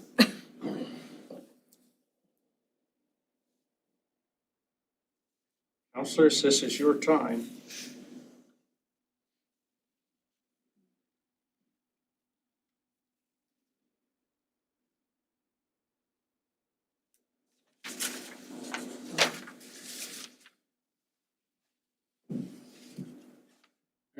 Councilor Spicklemeyer? Oh, I heard it. Did I hear? Go ahead. No, please, go ahead. Thanks.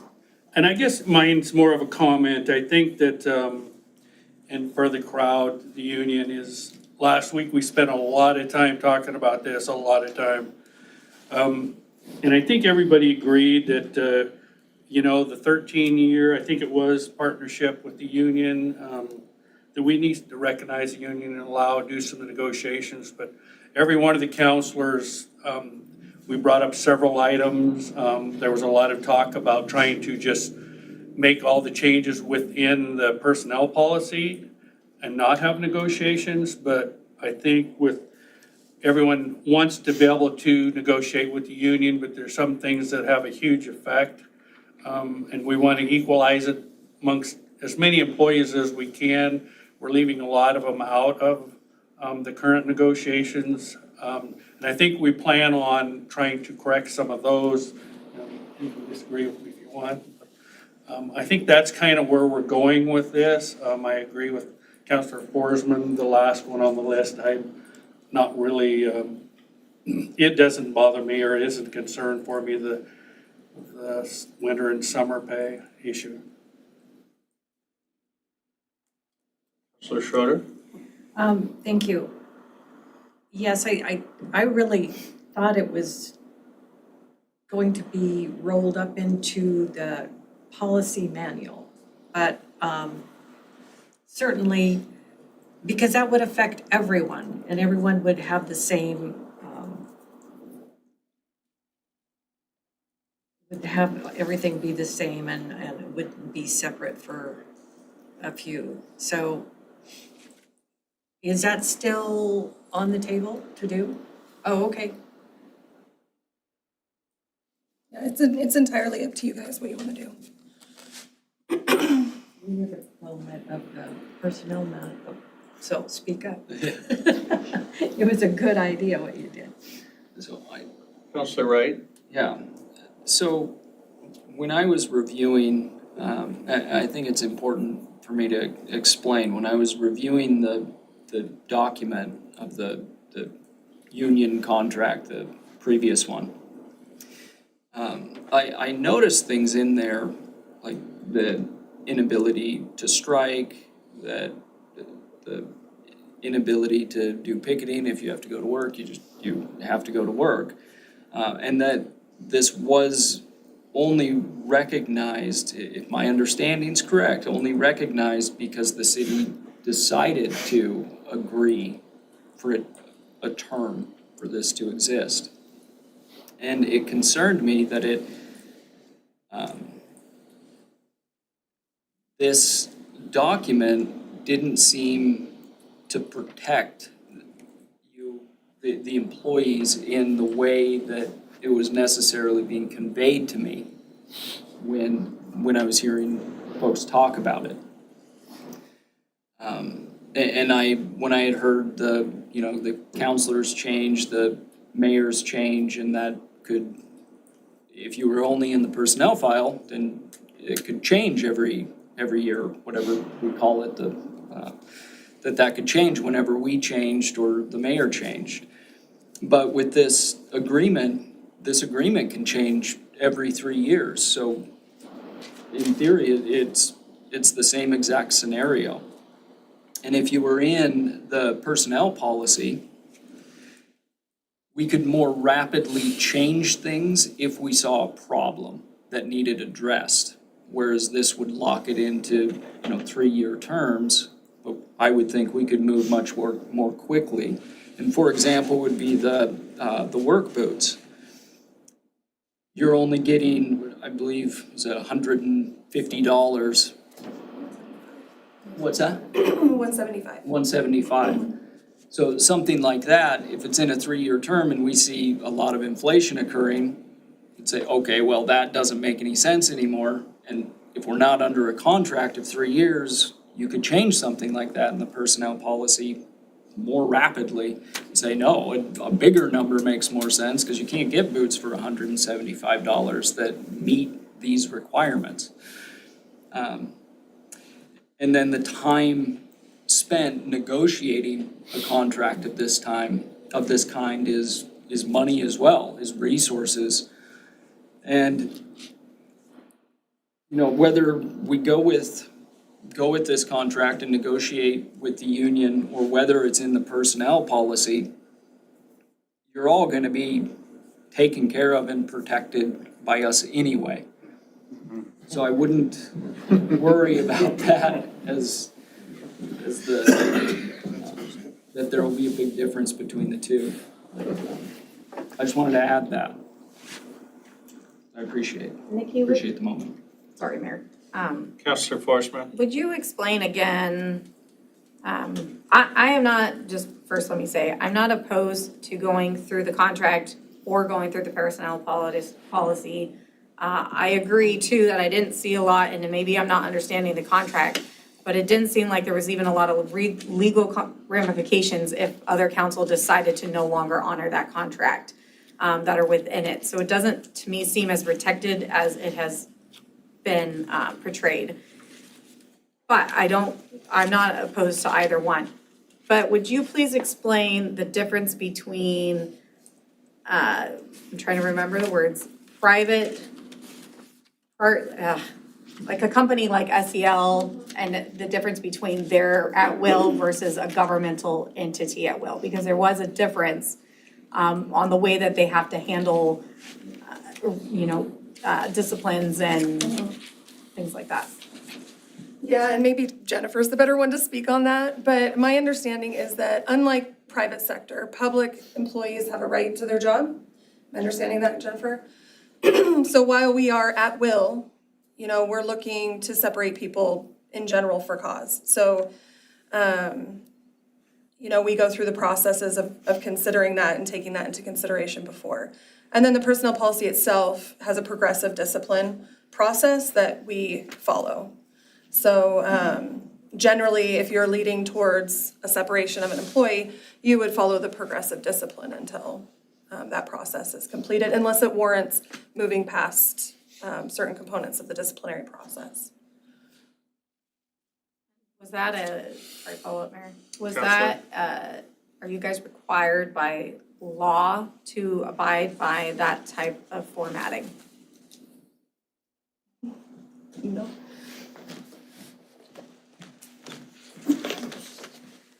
Jennifer Tangano, City Attorney. As far as the question, the process for at-will for government employees, I can kind of combine that with the question of, are we required to follow that process at law? Legal precedent at the state and federal level have established that government employment is a property right. And prior to being deprived of your property, you have to have procedural and substantive due process, so the notice and opportunity to be heard. There are circumstances where an employee may be suspended temporarily based on the circumstances, but they're still afforded the notice and opportunity to be heard about whether or not their job will be kept. And so regardless of whether we're at will or for cause, there is still a procedural due process that must occur. And typically that includes the basis for the termination and giving the employee the opportunity to have their side of the story told. And so we are required by law to follow that.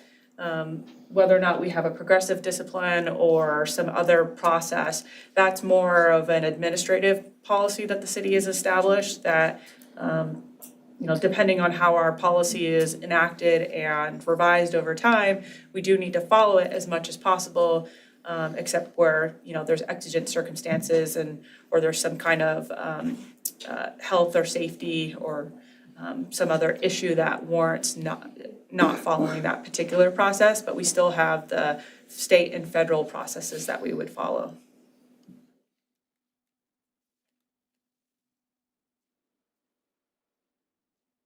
Councilor Forsman? Follow-up. This is probably not a question for you, Jennifer, but I just wanted them to be aware of why with the paid holiday and what the ultimate decision and why the shift and change for that, explaining the extra cost with accommodating that. If you could, so. Explain that. Sorry, if you could explain on holidays. Yeah, well, just what the cost to the city as far as having to deal with the difference of employee and calculations and. Right now we have 4 employee groups. They're all, when you're looking at payroll, identified differently because of the provisions of their contract. But holidays in particular, with this union, they get paid on Sundays, double time. They get paid holidays. If they have to work on a holiday, it's sometimes double time or triple time, right? So it's just a matter of seeing how, a day could be triple time if it's double time plus the holiday, versus the city sees a holiday double time as straight time and holiday. So there is a payroll component about having to look at every single employee and make sure that they're reporting time accurately for those holidays, because you're looking at different employee groups and how they process their holidays. Police and fire, for example, they get a lump sum check So they work on a holiday, they don't get double time. They get straight pay for working on a holiday, but then they get paid holiday pay at the end, so they get their double time. I don't think we have any other people who get double time plus holiday pay. That would be specific to this employee group. Does that answer your question? Mm-hmm. Okay.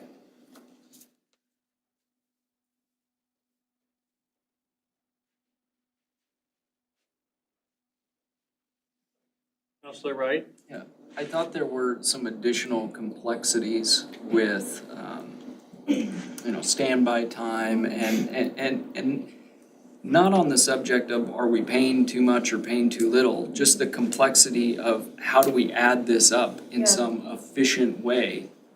Yeah, so for an example, if somebody to work on Thanksgiving Day, maybe they're on standby time and they come in on Thanksgiving Day, that gives them double time, but they're also being paid holiday pay. So they get 2-hour minimum. So you might have a 2-hour that overlaps on another 2-hour that could overlap on another 2-hour. And so you're adding that double time up and then also receiving their holiday pay. So it's a little bit difficult to know when that call out or call in time happened. Did it happen during the day when they're already receiving holiday pay or after hours? So there's just a process that payroll has to go through to really look at these individual people and try to determine what the appropriate pay is. And so you have something like standby time where they're on standby getting 1 hour for every 6, which is in our personnel policy as well. And then they have a call out that they come in and get a 2-hour minimum, which may overlap with another 2-hour minimum. And so you're having to account for those complexities, if that makes sense, within the payroll system. The idea is just, how do we reduce the complexities? Not even looking at how do we pay less, just how do we improve our efficiency to pay you? And that's one of the challenges as well. And I think that holidays have been a little bit of a point of kind of back and forth with our union rep because of the way the city reads the contract and the way the employees understand the contract to be. So when you're talking about holidays, you've got holiday pay, but then you've got call-out pay and you've got overtime, and they all kind of contradict themselves just a little. So it's two different perspectives on that.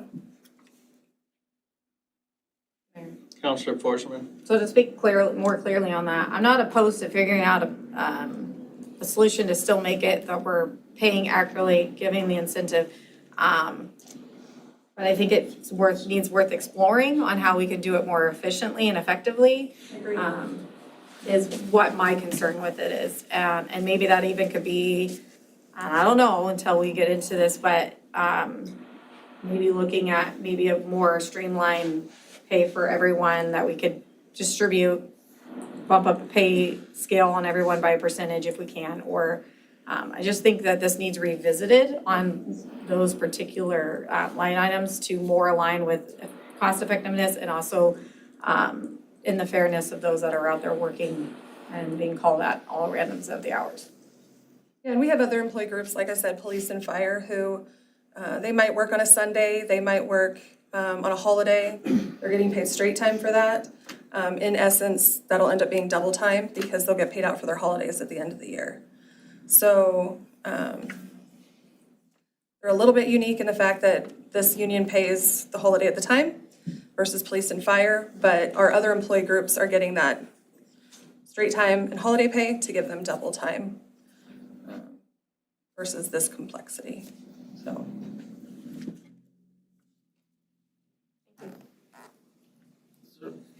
Counselor Spickelmeyer? So I guess I have a question for Counselor Forsman. I didn't understand that. So are you saying you would want to negotiate this second line item? Is that what you were talking about? Not negotiate in the way it is, but are you talking about the Align holiday and we can? Yeah, I didn't understand your question. I wasn't following. Just not honoring it the way it is written, but finding another alternative, fair way of replacing that, right? To still be, that we're not just taking something away, but we're negotiating something more cost effective and different. So that line couldn't be in the motion. I probably wouldn't have it. I mean, there is other if I'm understanding correctly, there is other union groups that have different ways of going about it that are still cost effective, but yet They're getting double time. getting the double time and stuff. So I think cutting it out completely doesn't give you really a lot of room to negotiate a more cost effective way to be fair. So are you wanting to align this union with other employee groups who have that similar holiday pay? Like our personnel policy, for example, says you get double time, you get straight pay and holiday pay if you work on a holiday, which would be similar to like a police or. I guess that's what I was thinking is similar to what our other overtime employees typically make. Mayor, I guess Councilor Schroeder? I think we're questioning item 2, bullet number 2. It says aligning holiday and weekend pay language with the city's personnel policy and other employees who also work overtime and weekends and holidays. So that to me is saying that we would align it to be more consistent with the other groups that we're doing, and thus cutting down on the cost of just having the work that has to be done to do all of these manually. Is that correct? Yeah, that would be my understanding, yes. Okay, so I'm good with that. I don't know how you do that, unless you put it into the personnel policy, right? Well, I mean, you could, there's a number of things that you could do. If you were silent on it, it would just fall back to the personnel policy. Or you could put it into the contract with the same or similar language as what other employee groups are doing. I think the personnel policy is an easier way to deal with any things that we have to change or things that we see that come up that aren't working. It's much easier to work with a personnel policy than a 3-year contract. And it doesn't take as long to negotiate it. That's just how I feel. Councilor Wright? Yeah, I think the other thing about bullet 2, even if, we're saying if this is the motion, if we're saying we want to align the holiday and weekend pay language, that's not to say there can't be some other negotiation since that will be aligned. Am I understanding that correctly? Which I think reaches your point of what you were concerned with. Right, yes.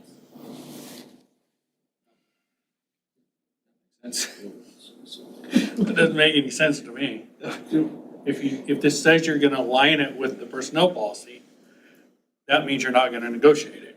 Well, I mean, there could be, the union could come back and say, well, if you're not gonna do anything with this, then we want this other thing, totally other thing. That we're not saying we're not open to, if you ask for other things, it's just saying we want this aligned. That's all it was. Okay. We also talked about, sorry, Mayor. Counselor? We also talked about if we did go the direction of not having the contract in place, is having still, I'm trying to remember because it was a long meeting.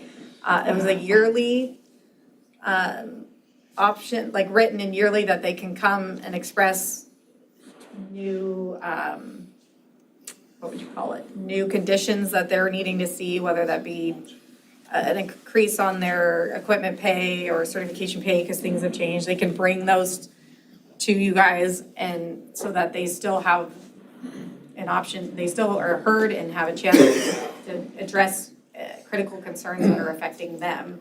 And putting that specifically in the policy to say that that's gonna happen every so often. Yeah, I mean, the personnel policy is really city council's policy, so, there wouldn't be anything preventing an employee to want to request or make request of the city to modify something in the personnel policy that we could bring forward to you.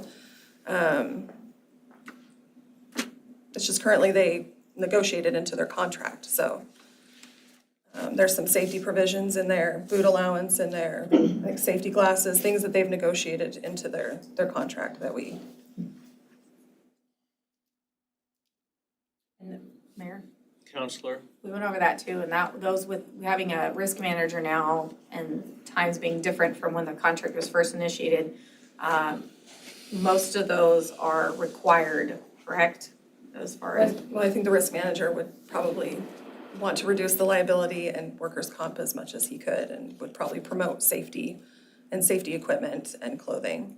And we do have a fiscal spending policy that's signed by the mayor that does say that the city of Lewiston will provide uniform, safety clothing, and boots if required by the job. Which I still think is vital. I don't want to see that ever go away, hopefully.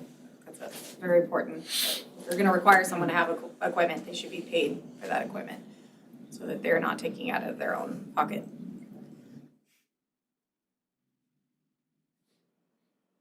Councilor Klein? I personally do not wish to enter into negotiations. I would rather see this as a update the policy yearly. We had mentioned maybe getting a committee together that could go over personnel policy changes and bring those personnel policy changes to the council yearly as a whole. The idea that we're trying to get to is to better align all of our departments, and not have all this division. And I know me personally, I'm willing to listen to suggestions, take into consideration people's personal wants and needs, as long as it benefits everyone. And from my experience, the other council members seem to be very open to suggestions as well. Talk to us. Yeah, we do bring the personnel policy in front of council yearly now.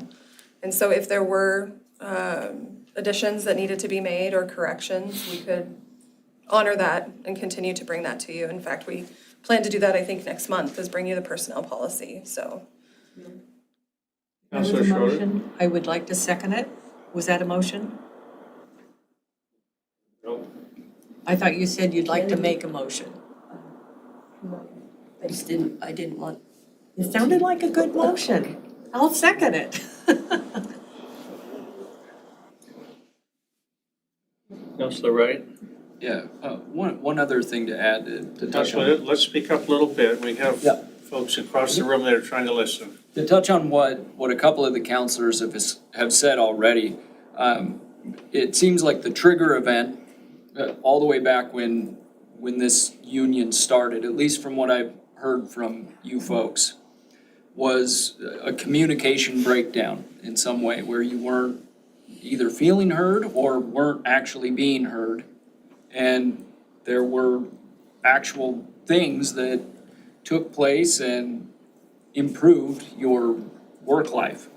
The PPE gear being one of those things. So if we were to move away from negotiating with the union, I think it's a good idea to form some kind of committee or sort of codify into the rules that we are going to have a conversation with a certain set of employees that maybe volunteer their time to have that conversation, so that the council and the mayor is always up to speed on where are we lacking, where's our blind spot, so we make sure we don't go into a scenario where you guys are not being heard or taken care of properly. I just wanted to add that.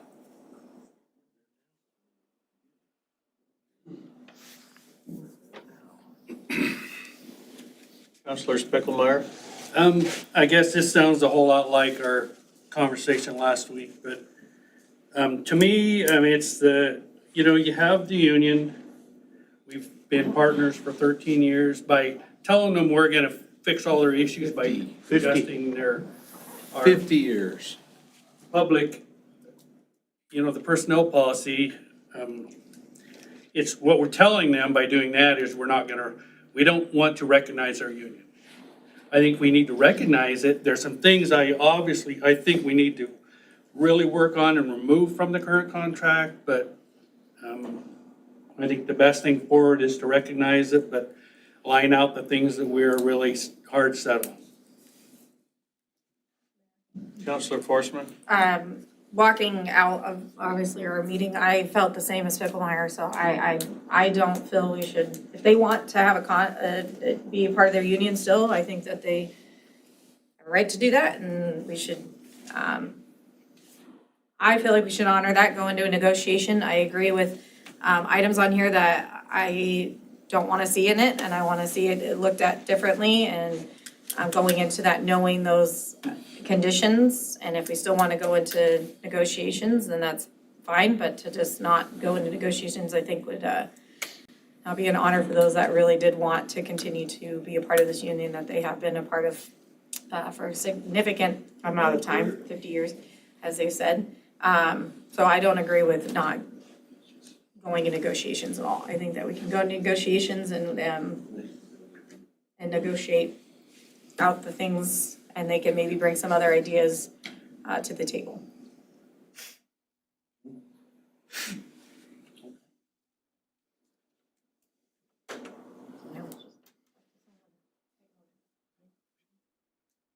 I can make a motion. Make a motion. Okay. Motion for staff to enter into negotiations with AFSCME Local 1124 for a collective labor agreement with the following conditions. Overtime earned after 40 hours actually worked, align holidays and weekend pay with the personnel policy. All employees shall be at will. I'm leaving out the winter pay. I don't want that one. Second.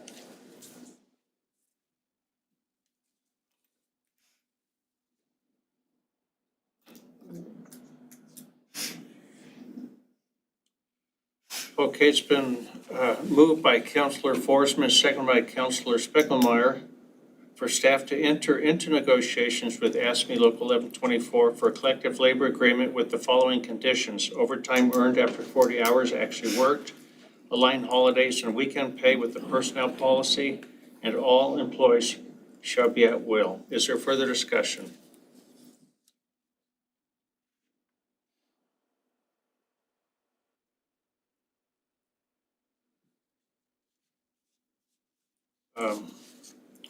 I'm going to ask for a roll call vote on this, Clerk Brocky.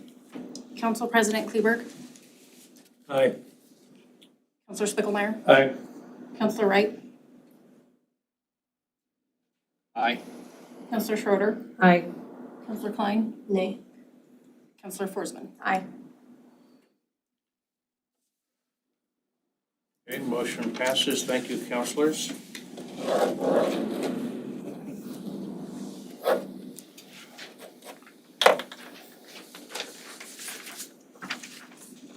Okay, unfinished and new business.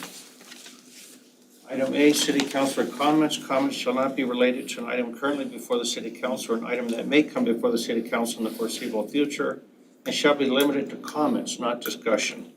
Councilor Schroeder? Yes, I keep forgetting to tell you that Pioneer Park has all of its toys out of the boxes, and a lot of them are actually being installed, and it looks like a playground, but it's got a fence around it just now. So kids can't go and play on it yet, but you can go and look at it. It's, they've got all the bark down and the toys are in place, and so that's coming along nicely. It's fun to watch it happen. Mayor?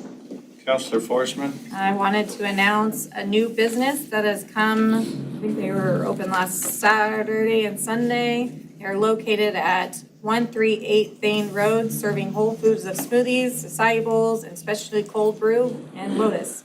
The name is Malami's Smoothies and Coffee Co.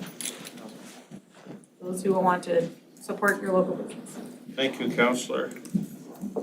Further City Council comments? Councilor Wright? I started shooting trap out at the Cul-de-sac Gun Club, and it's a lot of fun. If you're interested in trap, anyone? It's a great gun club. Sounds like fun. I've been out there. It's a lot of fun. I probably miss it every time, but I bet it'd still be fun. Well, I won't tell you what I shot, but Further City Councilor comments? Okay, item B, Councilor, City Boards and Commissions liaison updates. Do we have any today? Not today. No? All the meetings coming up this week. URA's tomorrow, MPO is Thursday. Thursday.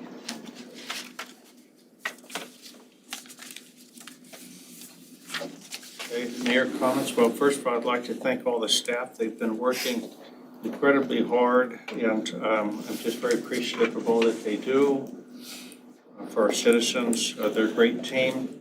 I'd also like to share with you that April 5th to the 11th of 2025 is the Week of the Young Child. Just as a reminder, as a policy, we typically don't do more than one proclamation at a meeting, so it's kind of a first come, first serve. So if an entity gets me their information, after that, I'm more than happy to mention it during my mayor comments, but otherwise we're just doing one proclamation. Is that for the Child Abuse Month? We did that one last week. Oh, that's right. Yeah. This is for Week of the Young Child, and so we had this one last year, but not this year.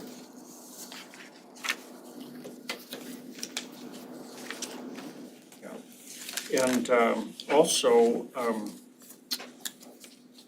part of the child abuse proclamation that we read is asking those of us that would like to show our support to wear blue on Wednesdays, I believe. I think that's, I'll tell you right here, if you want to join in the fun. Yeah, blue, the color blue on Wednesdays, so to show your support for that, which is why I wore this purple tie today, was to show, I saw it. I forgot. I apologize. was to show support for the Month of the Military Child Proclamation. They had sent us an email and asked if we'd consider wearing something purple. So I've got some purple socks and a purple tie on. So anyway, if you'd like to show your support, please feel welcome to do that. I'm going to certainly try. Item D, agenda topics. Do you have any today? None? Okay. Roman numeral 7, adjournment. I move to adjourn. Second. It's been moved by Councilor Schroeder, seconded by Council President Kleber to adjourn. Those in favor, please signify by saying aye. Aye. Opposed? Motion carries. We are adjourned. Thank you.